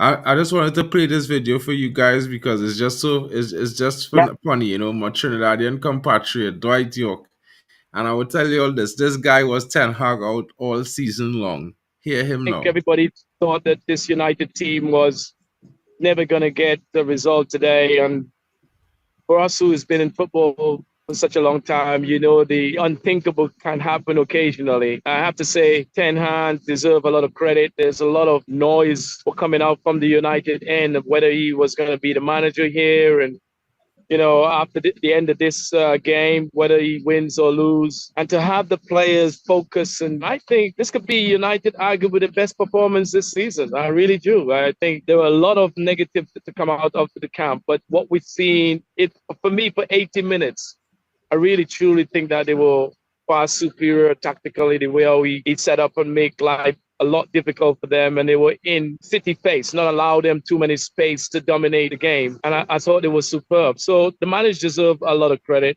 And of course, obviously the players deserve a lot of credit to really showing up on a day like today when no one has really given them a chance to really win and get a game. I've been a critic of Tin Han. I have to say that. I've gone on record and said he needed to win this game today to have any chance of continuing to be Manchester United manager from a manager's point of view, because obviously being a manager myself, if you were to win 2 competitions in 2 years, then that's quite a turnaround. And I think he deserves another year. I really do. I think whether he's the man taking us forward in terms of our style, then that's another question. But he certainly deserves another year, in my opinion. Yeah. That's what I Same thought, as me. guys. Same as me. There you go. I don't know if Jarvis agrees, but I'm pretty sure Jarvis probably thinks Ten Hag should get his last year. Just remind everyone, Ten Hag has a +1 on his contract like most players, so the club can trigger an extra year extension if they wants to choose to do so. So although that you're hearing reports that, his side want to get them to give him an extension on the contract, I think they are pretty much more in a sense of comfort knowing that, if they keep him this season as possible, they will extend that. They will take that option for extension in December and deliberate next summer in terms of getting a brand new contract. So let's hope that the performances are better next season. This is really just a feel good factor stream to say, well, this is how I felt. This is how the guys and everybody who comes on this stream, and talks about football, this is how they felt about supporting Manchester this season. How you guys in the comments felt about Manchester this season, and how you felt about the FA Cup, what you feel about the manager, and how you feel about things possibly going forward. He gets the last 12 months mark for me. You know what? Sometimes in life you go like this, roll the dice, boom. Guess what? Jackpot. Come on. That's what Eric Ten Hag done Saturday. Roll them, jackpot. That's why not? Also, I just still feel like I don't believe we will have a season as terrible as this one. I just think this was just the flux season, Well, it and can it could only always get better. worse. It could You always learn get that worse. quick in life. It can always get worse, Mark. Murphy's law, yeah. Guys, you know what? Before you go, look, a stable back four is everything in football. Yeah. You can have a weak midfield, you can have a weak attack, but a stable back four is the backbone of everything. And we have not had it, have we? You've got to say it as it is. We have not had it. We've not had it, and any manager would have struggled in the case, the circumstances we're in. I don't care what other teams have had. I only care about Man United. I'm not interested in the problems Newcastle have had or Brentford or whatever. I don't give a flying fuck about them because they don't give a flying fuck about me being a Man U fan. 100%. But the problem, the 100%. only thing I concentrate on is Man United, and we haven't had a constant back four. Last season we did. We came third in the league, and we won the Carabao Cup. And fate didn't go our way in the FA Cup final either, did it? So Big up if you go everybody. from that viewpoint, then he's earned the last year on his contract. And if he 100%. does well and does better, then give him another one. 100%. And you know what, guys? I'll end with that. Big up to Elian Tello and big up to you, Jarvis. Big up to Cheers, all of all. you coming in.